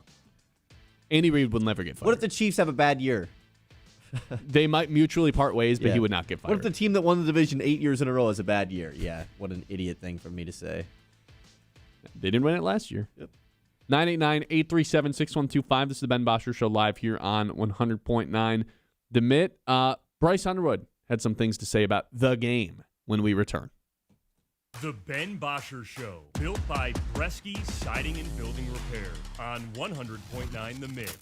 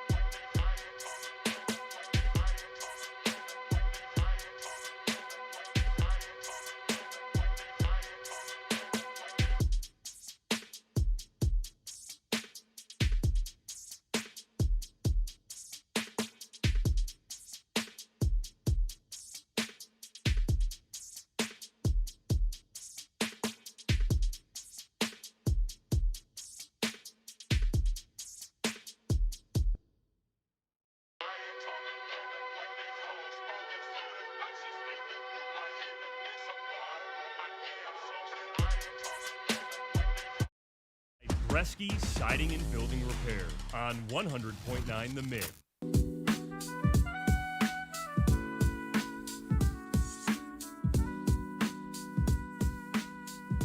All right, Bryce Underwood.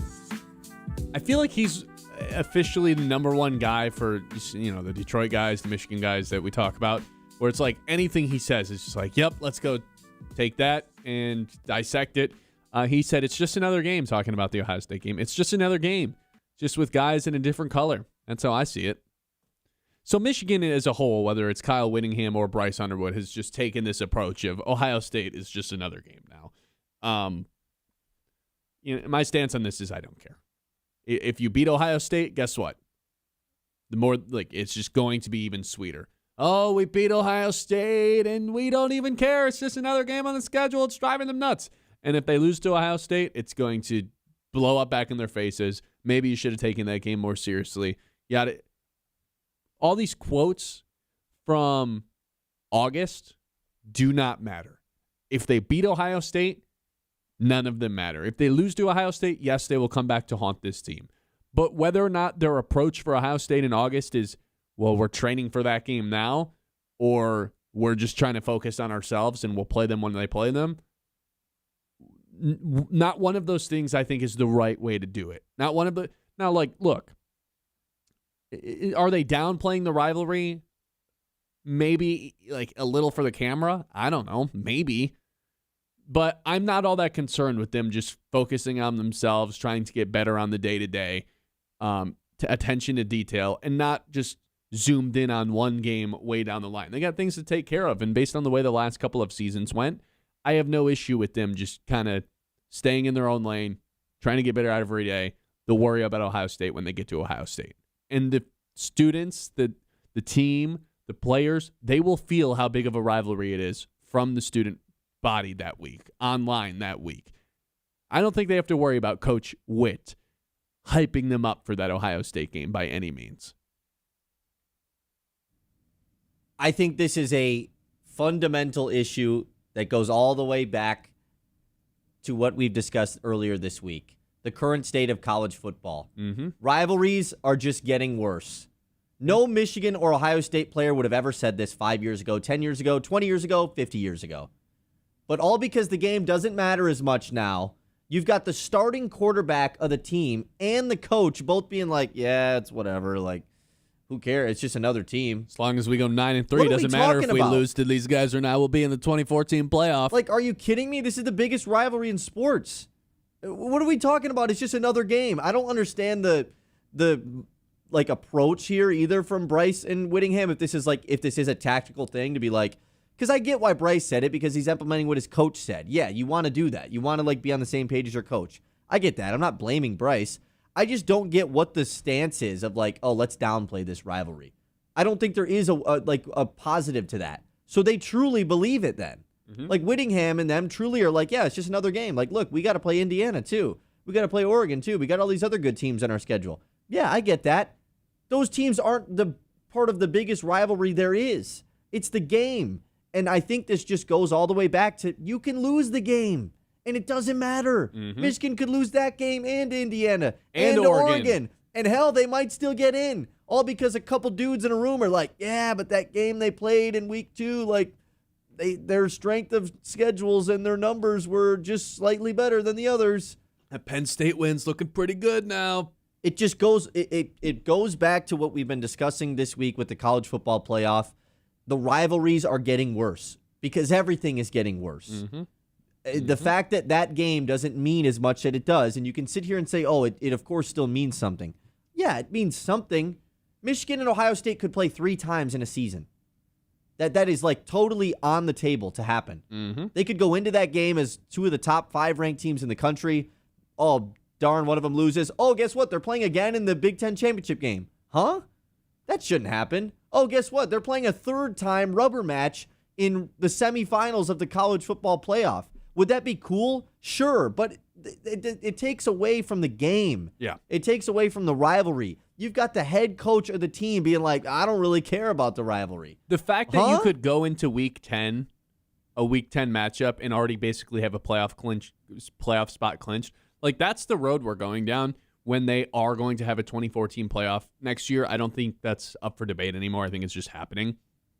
When that's the case, you go 9-0 with a couple nice wins on your schedule, and you've already made the playoffs, right? Like, you don't have to fight for their last couple games of the season. You may as well make it week 1. And to me, like, I'm not even a Michigan alum, and I like Whittingham. I'm not saying I'm out on Whittingham at all. If I was a Michigan alum, that is like a smack in the face to all of the alumni of Michigan, to all of the former Michigan football players, to be like, the Ohio State game is just another game.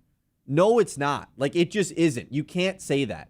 I think that is but just it is now. I think that is just disrespecting the past of all of the history of that game. But the issue is, what he's saying isn't false. You're right. Because it doesn't matter anymore. Exactly. You may as well play the game on week 1. Because come week 12, the playoffs have already basically been decided.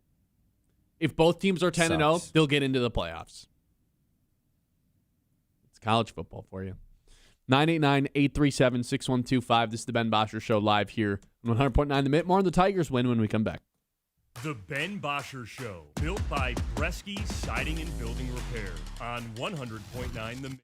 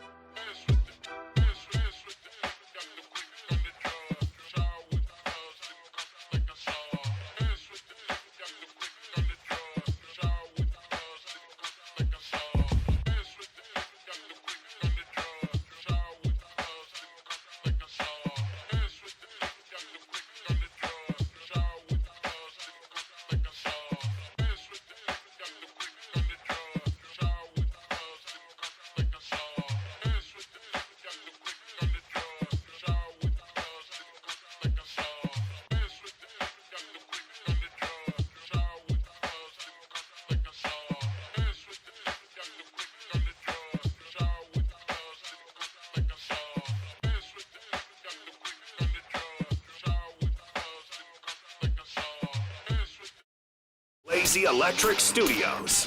This is Sports Radio 100.9 The Mitt. WLUN, Pinconning Bay City, Saginaw, Midland.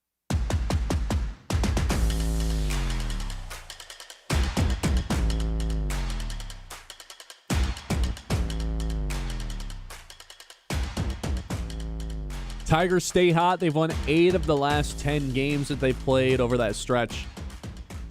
First in runs, first in ERA, top 5 in average, OPS. They're doing it all. They're killing teams. They scored 6 runs yesterday, and their average runs per game went down over the past 10 games.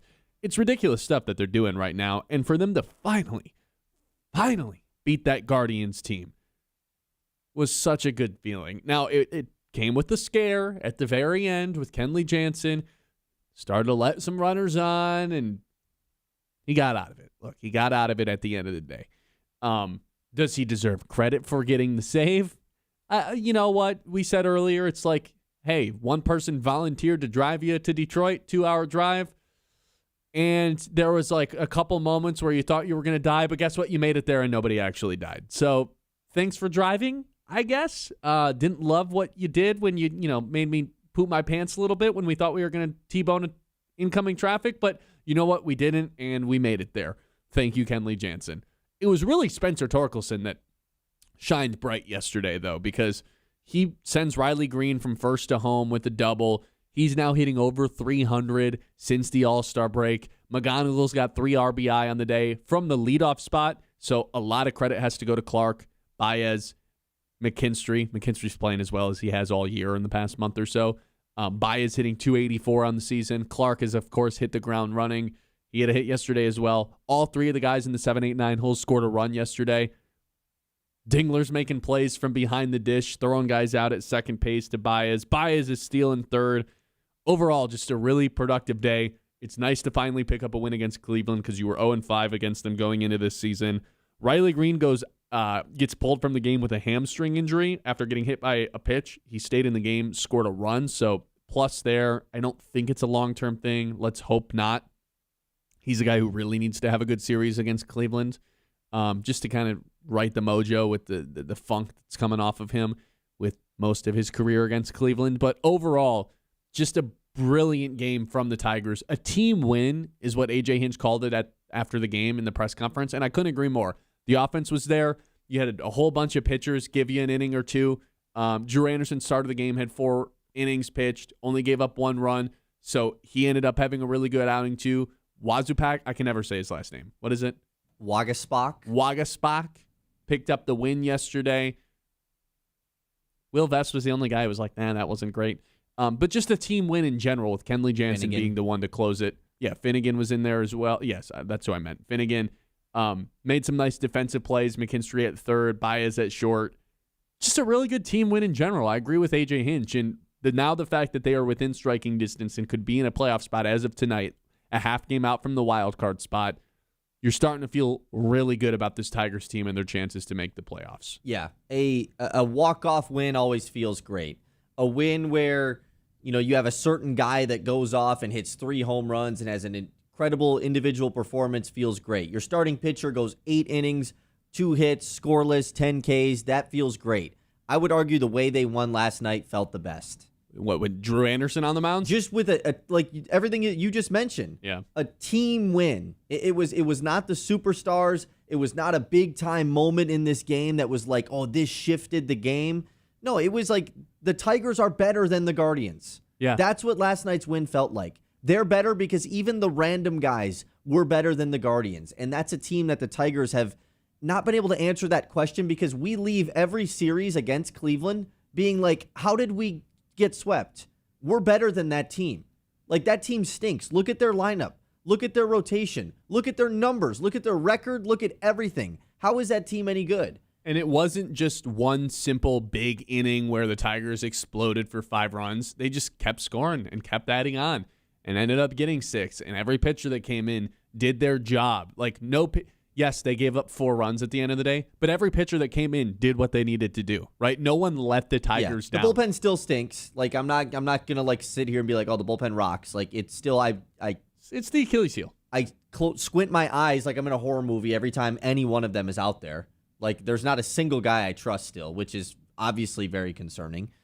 But still, like, at least they can put together performances like this when the offense does a good enough job to give you some run support.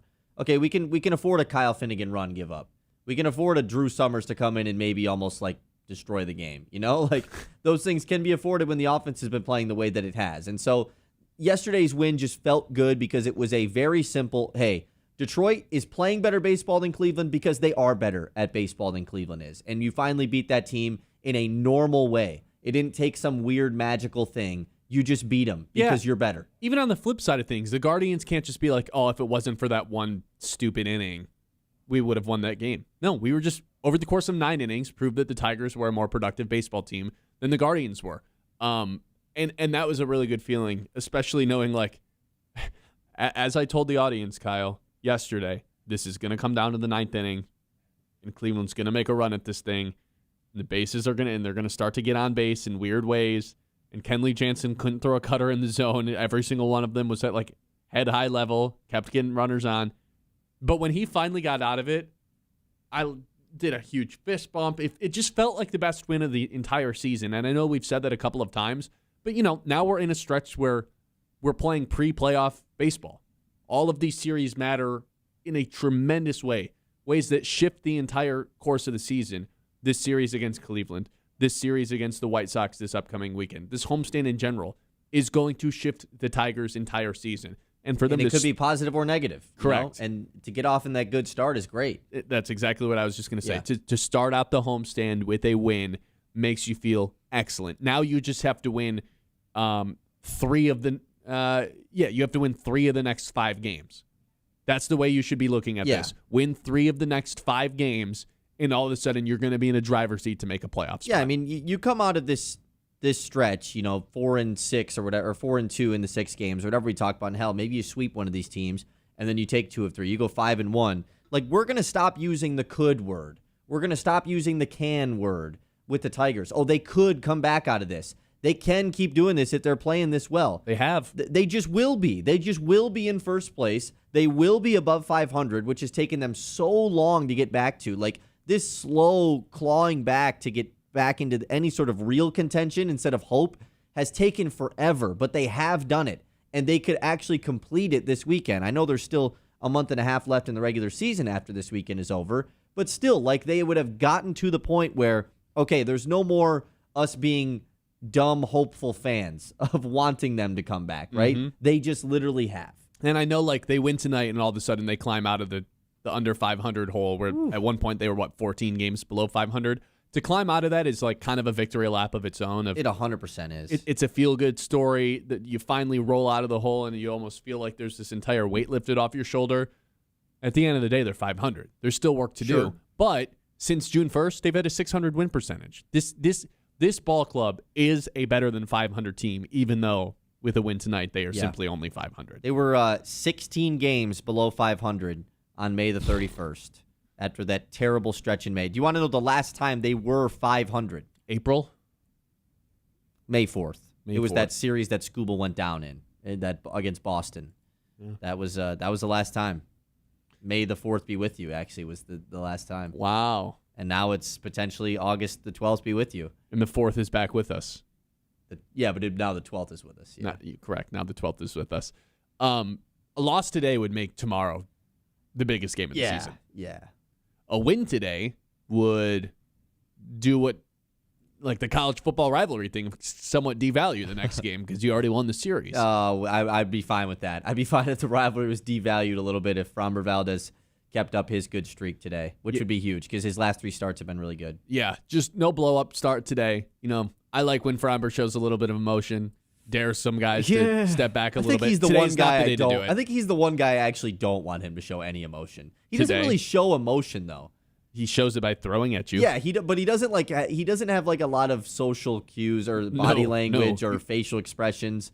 He's that fastball was kind of inside. Where's this next pitch going? Yeah, like he'll drill some guy in the head on purpose and then just be like... Stone-faced. Yeah. Yeah. He'll cross up his catcher and then just be like...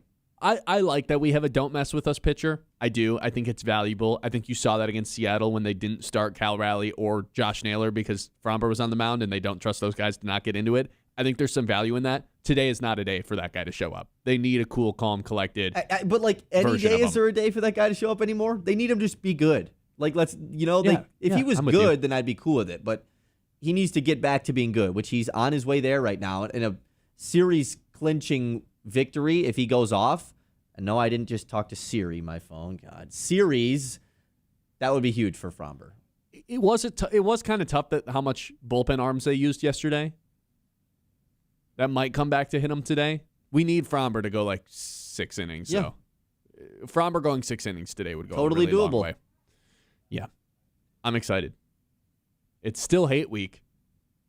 In another big game today. I tell you, dude, yesterday was like the most juiced up I've seen you after a Tigers game. Yeah, I think it was. You should have seen me the Max Dude was Clark excited. weekend, but I was Oh, very, yeah. very excited yesterday during the Tigers game. I hate these guys, man. Yeah, so do I.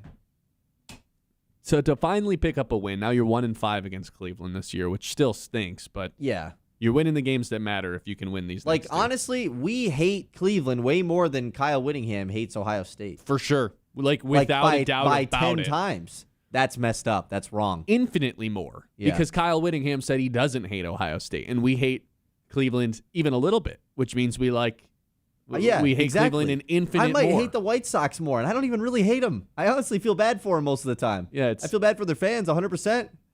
But I think I hate them more than he hates Ohio State. the White Sox fans getting the rug pulled out from under them, or like the Charlie Brown it's Lucy, the messed up, football dude. getting pulled from them. It's like, messed up. what a great season we've had. And here comes the classic AL Central Yeah. spiral. It's like the little kid who continuously gets in trouble, and then he puts together like a 2-3 week stretch of like not getting in any trouble. Oh, I'm going to be rewarded. Like, we're going to get you a cookie, like whatever. And then you go to hand him it, screwed up. and you just throw it away. It's like, oh, really? We're doing that to the kid? Like, everybody feels kind of bad. Like, yeah, I know it doesn't go great, but like, really? And what a great season the White Sox have had. It'd be a shame if they blew it. Right. 989-837-6125. The 11 o'clock hour is brought to you by Yiter Insurance. Life happens fast, and at Yiter Insurance Group, they're here to make sure you're covered every step of the way. Locally owned and trusted in Midland for decades, they treat you like family, not just another policy number. From home and auto to business and life insurance, Yiter's the right coverage for every stage of life. Their team makes insurance simple with expert advice and real people you can actually talk to. That's Yiter Insurance Group. We'll be there when you need us since 1940. The Ben Bosscher Show, built by Bresky Siding and Building Repair on 100.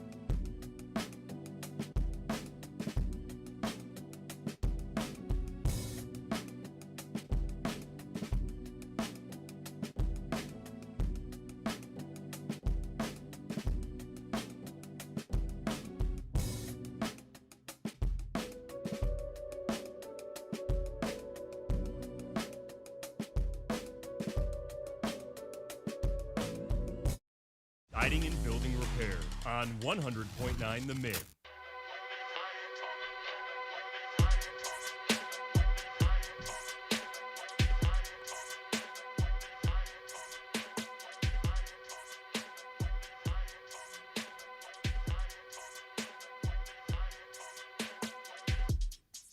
Does Jared Goff have anything left to prove? Anything at all? Over the last 4 seasons, Jared Goff has been a stellar quarterback in the NFL. The stats say he's maybe the best quarterback in the NFL if you just look at those. Over the past 4 years, first in yards, over 1,800. First in touchdowns, 130. Fourth in yards per attempt, 7.9. Fourth in completion percentage, 68%. Being that high in both categories, by the way, top 5 in both yards per attempt and completion percentage, that's impressive. Third in passer rating as well at 103.4. That alone would tell you that Jared Goff is one of the 5 best quarterbacks in the NFL. Yet, none of us actually think that. Nobody's willing to actually place him as a top 5 quarterback. I don't think he's better than Mahomes or Allen or May or Lamar or Burrow or Herbert. That's fine. But he is in that second tier. The first tier is the Super Bowl winners, the guys who, as long as they're on your team, you know you're going to the playoffs. As long as they're on their team, you feel like you can win the Super Bowl. Game changers. They'll make up for all the other bad things about your roster. He's not in that tier. He's in the next tier. I'd be really hard-pressed to find how the Lions upgrade at that spot. He's played his way into being a unanimous, in my mind, top 10 quarterback in the NFL.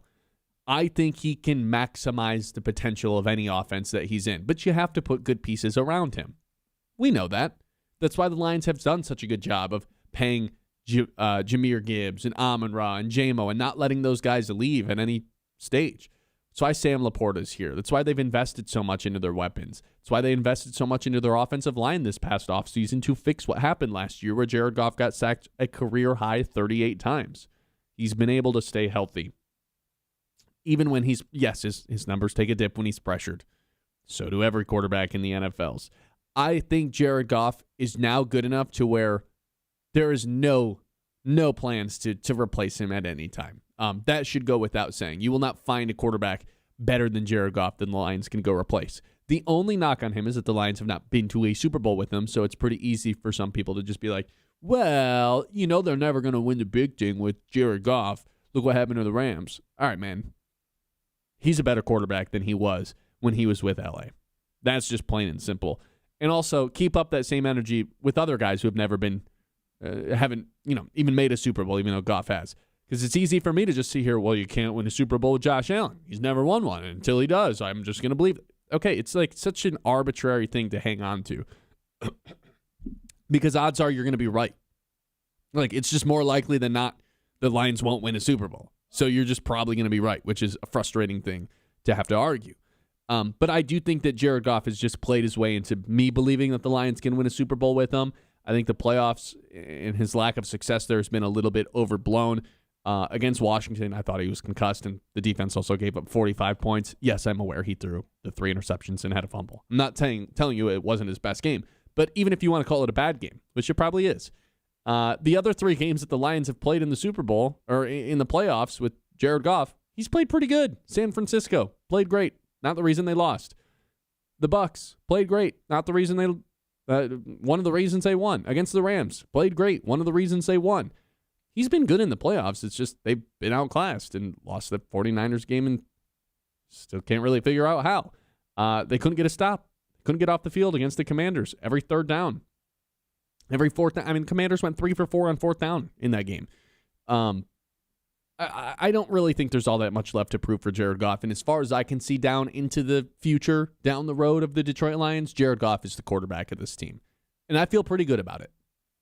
Yeah, and I think just like tagging it onto the Super Bowl part of it, we've learned the last 2 years, the whole you need a certain type of or caliber of quarterback to win the Super Bowl. It's just dead, right? Yeah. I mean, obviously, if you have the elite guys, you probably have a better chance than most because history in general would tell you that. Even recent history with Mahomes and Stafford was for sure elite. Tom Brady, no doubt about it. But the last 2 Super Bowl winners, the quarterbacks were Jalen Hurts and Sam Darnold, and they won pretty handedly. We haven't had a good Super Bowl in the last 2 years. Hurts and Darnold, two guys that are worse than Goff. Yeah. You know, like it's about the team. It's about the pieces around them. And so it's less about what you think Jared Goff can do. Yeah, I was the one that brought up the playoff game last year. And just in general, his playoff resume is not one of an elite quarterback. Like his regular season resume is certainly better than his playoff resume. You would love for that to be a little bit more balanced, which that could happen again this year. He had a good playoffs in 2023. It just so happened to be followed up by the worst playoff game of his career. I think worse than the Super Bowl. Yeah, and so one of his receivers not being able to. Oh, you're talking about Washington. Yeah, I'm talking Washington. Yeah. I don't really put any blame on him for the San Francisco game. They just lost. There was a lot of other reasons they lost outside of Jared Goff. And so just putting it into terms of the whole, they can't win a Super Bowl with Goff. Well, I don't think that that's true at all, because I think a lot of teams can win with any quarterback as long as the team is right, as long as the offensive line for Goff. Like, it's about the external factors with the quarterback. Oh, does Goff have the weapons that he needs to get it done? Yes. Does he have the offensive line that can stay healthy? We're going to find that out. Is the defense going to be competent enough and the secondary not going to be dead by the end of the season like it has been the last 4 years? Like, those are the real questions about whether or not they can win the Super Bowl. It's not Jared Goff being the quarterback. I am 100% aligned with you, and I've made the case many times that I think this team is good enough around Jared Goff, especially with the schedule setting themselves up to make the playoffs. I feel like I'm yet to hear a reasoning from you on whether or not you think this is like a true Super Bowl contending team, because right now they're sitting at, if it's 1,800 plus 1,900, 19-1 to win the Super Bowl. Is that something you're going to be partaking in going into the season? Dude, there's a freaking fly in here. I need a fly swatter. Anyways, I don't think that they are in the same tier as the Rams and Seahawks. So that would probably make me think that they are, I guess, not Super Bowl contenders. Does that make sense? I don't think they're in the same level as tier of those teams. I'm not counting them out. You think they're the third best team in the NFC? Yeah, I think so. I say that makes them Super Bowl contenders. Probably. Yeah, I guess it does. Eagles and 49ers both have shorter odds, by the way, which is, I think, kind of surprising considering the 49ers are going to have you and me playing wide receiver for them at the end of the year. Yeah, keep your alarm on your phone. They might call any moment now. Getting zapped left and right. It's terrible, man. And then the Eagles, I don't know, man. I don't think you can just lose A.J. Brown and then have the same, like, I don't know. That's just going to mean, I'm going to need to see that offense before I'm ready to just write them in as another great team. The Eagles will be good. Like, they're not going to have a bad year. Right. But I think I'm more confident in the Lions than them. And then as far as the AFC goes, like if we're doing full Super Bowl contenders, I would... maybe the Lions are just third straight up. Is the NFC better than the AFC again? I think so. Although the AFC, like in terms of Super Bowl odds, it's Rams, Bills, Seahawks, and then a bunch of AFC teams, because I think the AFC is more open. Well, the Rams and Seahawks, yeah, exactly, are just like, it's probably going to be the Rams or Seahawks in the Super Bowl in the eyes of the books. Yeah, because then it goes Baltimore, New England, Chargers, Chiefs, Texans before you get to another NFC team. So they just think basically anybody can come out of the AFC, which is kind of how it was last year. Yeah, I would think it'd be safe to say that one of those teams will emerge as like better than the Lions, and then I'll take the Rams and Seahawks. So I would give the Lions like fourth. There'll be one AFC team, obviously the one that makes it, that has a better chance. But yeah, they're probably Super Bowl contenders. I just don't think in my brain right now that they are on the tier of Rams in Seattle. I got to see it. They didn't win a single game against an elite team last year. I can't really shake that quite yet. I know the team is better, but that was a big deal. I think they are the most likely candidate of teams that missed the playoffs last year to make the playoffs this year. Yeah, they're the number one, right? Kansas City. Kansas City still exists, and Baltimore's too. Those three teams levitate above everybody else. God, it's crazy that all three of them missed last year. And the Bengals, if you want to throw them into that as well. Colin Coward, by the way, someone in our YouTube chat earlier said that Colin said like the Lions are like a top 3 team in the league. Connor Orr from SI had them going 14-3. I felt validated. 989-833 14-3. Oh. 989-837-6125. This is the Ben Bosscher Show. Live here on The Mitt on 100.9 The Mitt. Who knew your dentist could double down as your fine line fixer? At Scott Family Dental, Dr. Brandon Scott is helping Midland smile and smooth things out with in-office Botox that keep you looking fresh without the I've been poked and prodded all day. Come in for a teeth cleaning, leave looking like you just got 8 hours of sleep and a really good life decision. The Ben Bosscher Show, built by Bresky Siding and Building Repair on 100.9 The Mid.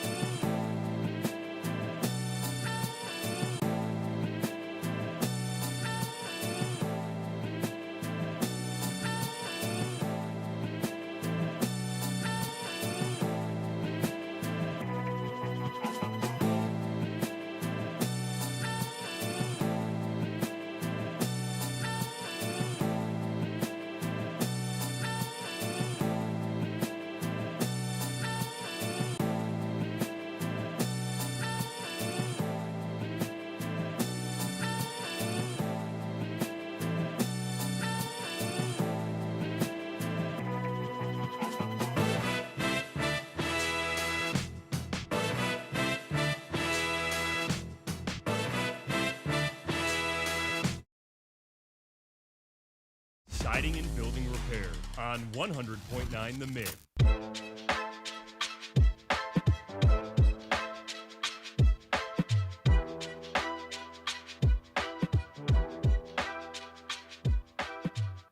All right, welcome back in. This is the Ben Bosscher Show, and we're live here on 100.9 The Mid. And this is Kyle Sandel, and he's taking it away with the Mitt Morning Catch.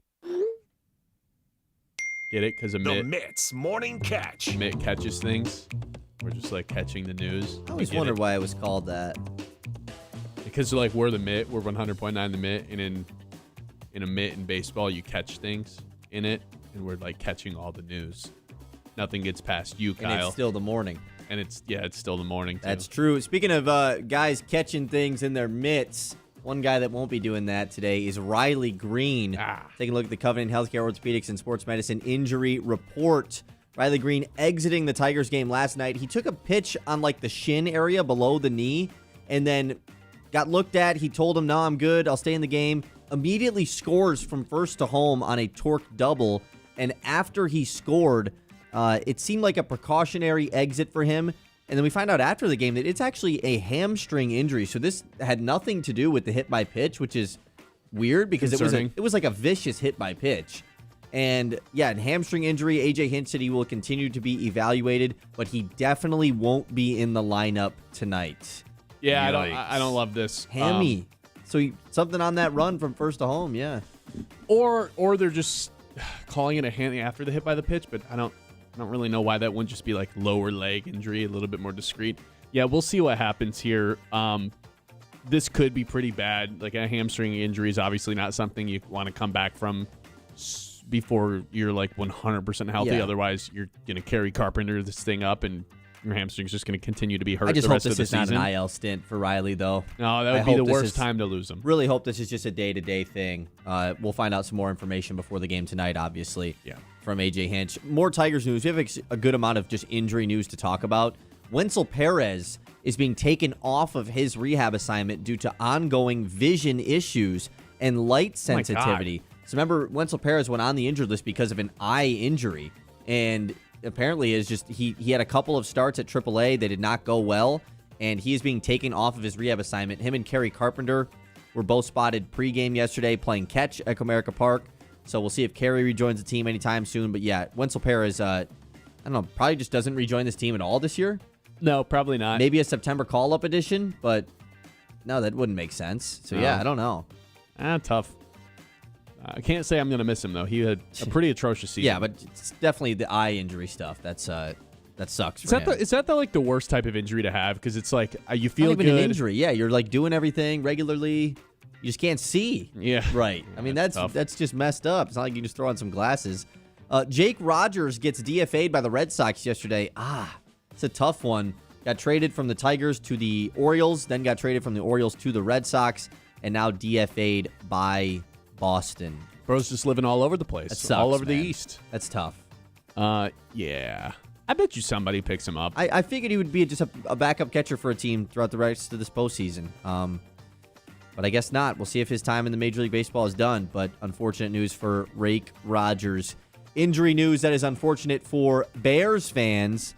Safety Kobe Bryant is undergoing knee surgery and will be out 4 to 6 months. Yikes. This was like the only move that Chicago made this offseason as far as adding a player, like a big one. This was like their biggest move of the offseason. They paid him a 3-year deal, big-time contract for Bryant, and he's going to be out 4 to 6 months. They say he hopefully will be back for the playoffs at best. Look, never rooting for injuries. That sucks for the Bears. It sucks for the Bears. I'm so sad for them. Yeah. Yeah, sorry, Ben Johnson. I'm so sad for the Bears. We got a Jack Flaherty update, though. Jack Flaherty is, quote, this is from AJ Hinch, increasing intensity, volume, and distance in his throwing. I don't know if that means that he's going to be having a rehab assignment anytime soon, but I would love it. I'd love the Drew Anderson starts. Not really, but they haven't been that bad. We still could use Flaherty, Verlander, River Ryan, one of those guys to return at some point. They just got 3 guys stashed away. I was going to say in the bullpen, but not like they just got 3 guys stashed away. Don't know where they are. They're just in a freezer. Where's River Ryan right now? Who knows? Where is he? Him and Verlander might just be in a hyperbaric chamber, like asleep. You know how like in those futuristic movies or like the movies where, I guess it would still be futuristic ones where they're sending people to like a different planet or a different universe. And it's like, you're going to go to sleep now and it's going to be 5 minutes, but you're actually asleep for 7 years.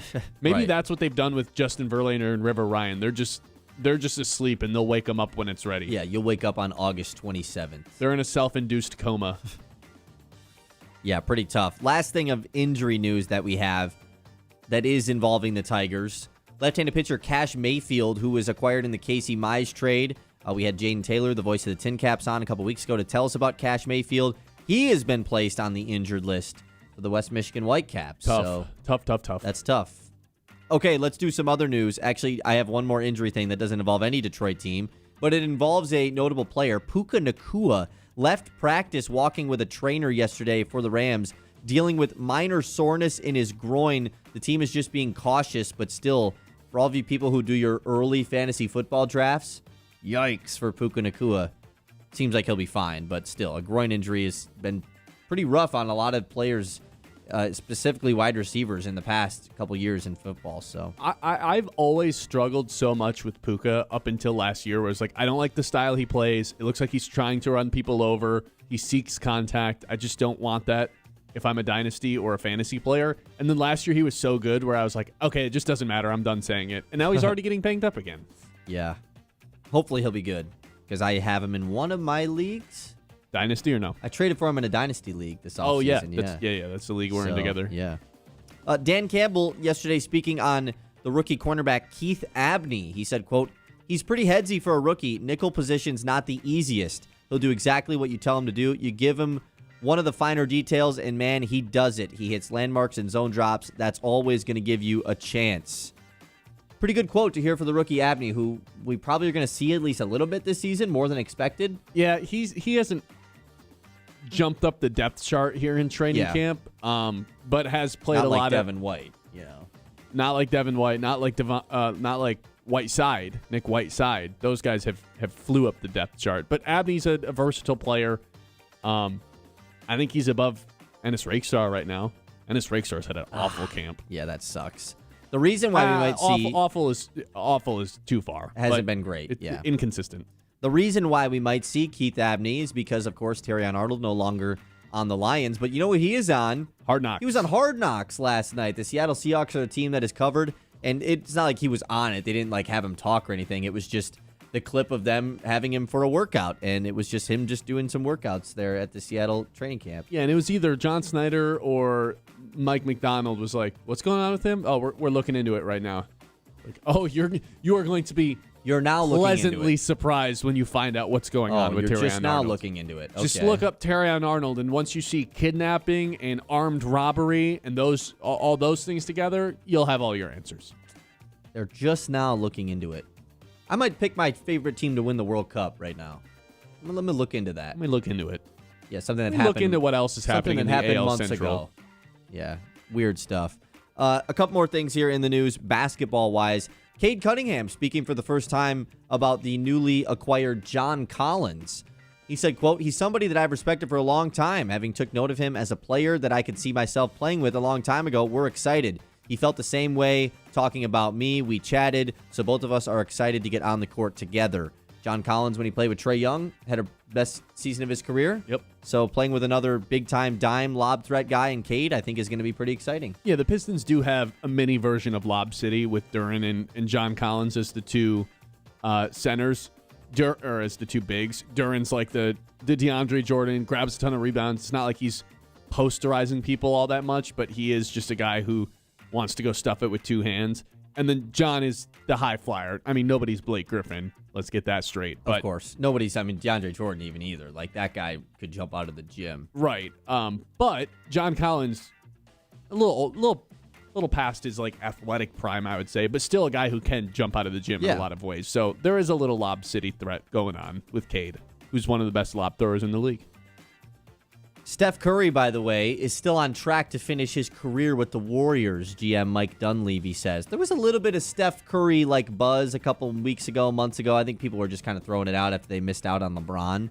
But Mike Dunleavy, the GM of the Warriors, says no, Curry is still going to finish his career right here with the Warriors. Okay, then put a good team around him, man. Yeah, this is the inevitable Steph 10 Curry. seed. This is a 10 seed in the waiting. It just Jimmy Butler is probably just going to miss most of the season. Yeah, pretty tough. Tigers, Him and Guardians. Charlotte would be fun though. Him, Yeah, I think it'd be super cool. They Con. need a point guard. Brandon Miller. Like, what are you trading to get? I mean, you're probably trading somebody really good to get Steph. I know he's old, but like, it's Steph Curry. Yeah. Like, you're trading Miller to get Steph? It's going to be sad to see him go out the same way that Kobe went, like his career ended, where it's just like, Just these bad teams just aren't good at all. Non-competitive teams, yeah. It's tough. They stuffed him with Yaxel Lenderberg as a farewell tour. Come on. That's messed up. It's not a farewell tour. Tigers Guardians game 2 tonight. Framber Valdez on the mound for Detroit going up against Foster Griffin, a left-hander recently acquired by the Guardians. That's a 6:40 first pitch. There you go. Hey, Mid-Michigan, do your eyes feel itchy, dry, or irritated all day? That is not normal, and Mid-Modern Eye Care and Dry Eye Clinic specializes in dry eye treatment that actually works. If your eyes burn, water, or feel tired from screens, they can help you get real lasting relief. From advanced dry eye care to exams, glasses, and contacts, they've got you covered. Stop dealing with discomfort and start seeing comfortably again. See better, feel better with Mid-Modern Eye Care and Dry Eye Clinic next to Kroger and Midland. The Ben Bosscher Show, built by Bresky Siding and Building Repair on 100.9 The Mid.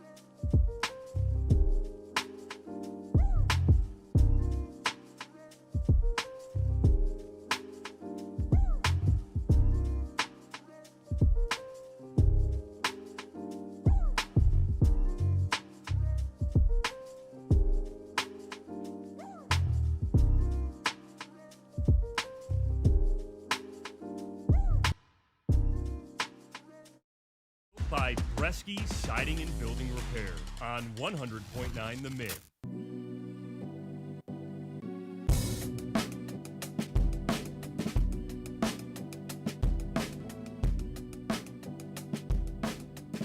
All right, we have 3 traditions to close out each and every show here on the Ben Bosscher Show. The first of which, trying to make a little bit of money, and we won a little bit of money yesterday with the Tigers money line. I call it the lock of the day.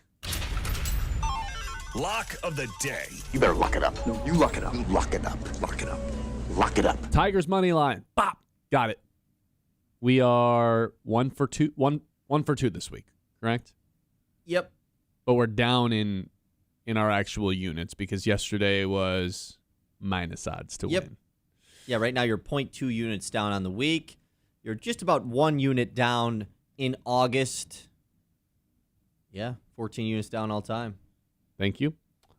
Today, I am going with Dingler to record an RBI. Dylan Dingler, I assume, is going to be in the 3 or 4 hole today, especially with no Riley Green. Righties have gotten the best of Foster Griffin this year. Righties have had much better numbers against him, so there's that. And Dingler's also gone 2 straight days without recording an RBI, and that is very atypical for him. So I'm going to go with Dingler to record an RBI. He was 0 for 4 yesterday, so I do expect him to bounce back in a big-time way. You're not getting too many crappy Dingler performances 2 games in a row. With McGonigal and Glaber as your 1-2, those guys have just been getting on base so much. And then the bottom of the lineup has been getting on base a ton too. So I trust the guys that are going to be hitting in front of Dingler to put him in position to where he can send them home and record a single RBI. So plus 130 feels like good value to me. Feels a little due, right? Feels a little due. Just off of the poor game yesterday. Yeah. Yeah, screw it. I'll tail it. There we go. Dylan Dingler, 1 RBI, plus 130. That is our lock of the day. Lock of the day. You better lock it up. No, you lock it up. You lock it up. Lock it up. Lock it up. All right, our second tradition to close out every show is our game of the day. Game of the day. Game of the day. We got to go baseball here today. Let's take a peek. Let's look at the schedule across the bigs today. We've got Minnesota and Baltimore, very impactful, but it's a day game. You got Philadelphia and St. Louis at 2 o'clock, which is a day game. Wheeler on the mound. Kind of an odd one. Bryce Miller versus Will Warren. Seattle versus New York. Not a bad matchup. Boston. Toronto's not good. Never mind. Man, I don't know. He doesn't know. Let's go with NFL preseason all starts tomorrow, right? Yeah. Let's go with Seattle and New York. It's a nationally televised game. It's 2 teams that are kind of, New York's obviously in a playoff spot right now. Seattle's kind of fallen behind, but they're not totally out of it yet. I'll go with Seattle, New York on national television. Bryce Miller versus Will Warren in Yankee Stadium as the game of the day. Game of the day. I got 2 words for you. Steve Nash and Chris Paul. Must-see TV. Now let's start scoreboard watching. So, yesterday's results, there was a couple games that really mattered. And most of them were in favor of the Detroit Tigers, the outcome of them, that is. Seattle lost to New York, so they're falling further out of this wild card race. Boston continues. Boston lost yesterday. Boston loses to Toronto. So maybe, just maybe, they slip out of a wild card spot, but probably not because they've been one of the hottest teams all summer long. Baltimore, another team in a wild card race, going up against Minnesota, who's obviously in the AL Central. Minnesota loses, so the Tigers start to gain more and more ground in second place. Cincinnati taking on Chicago White Sox. The White Sox are leading the entire game, but in the 10th inning, the Cincinnati Reds pull ahead and win the game, which means the Tigers are now within 2.5 of first place of the AL Central. The Rangers, the other team that was in action yesterday, lost to the Angels. The Rangers right now hold the final wild card spot in the American League. So the more they keep losing, the closer the Tigers can get. Right now, the Tigers are a half game out from the final wild card spot. And those are the games that mattered while we're scoreboard watching. Last thing we have to do is predict what Colin Cowherd is going to open up his show with. Yesterday, he led with the Cowboys. Classic. Neither of us got a point. I believe the score is still 68-68. Correct. Yeah, Cowboys lead yesterday. All right. So Sure, classic. Sure. It's my turn to go first today. I think there's an obvious pick here. Is there? It's just about whether or not, like, what is the angle here? No, it's not the Lakers being bought for $12.5 billion, which could be. They could pivot to that.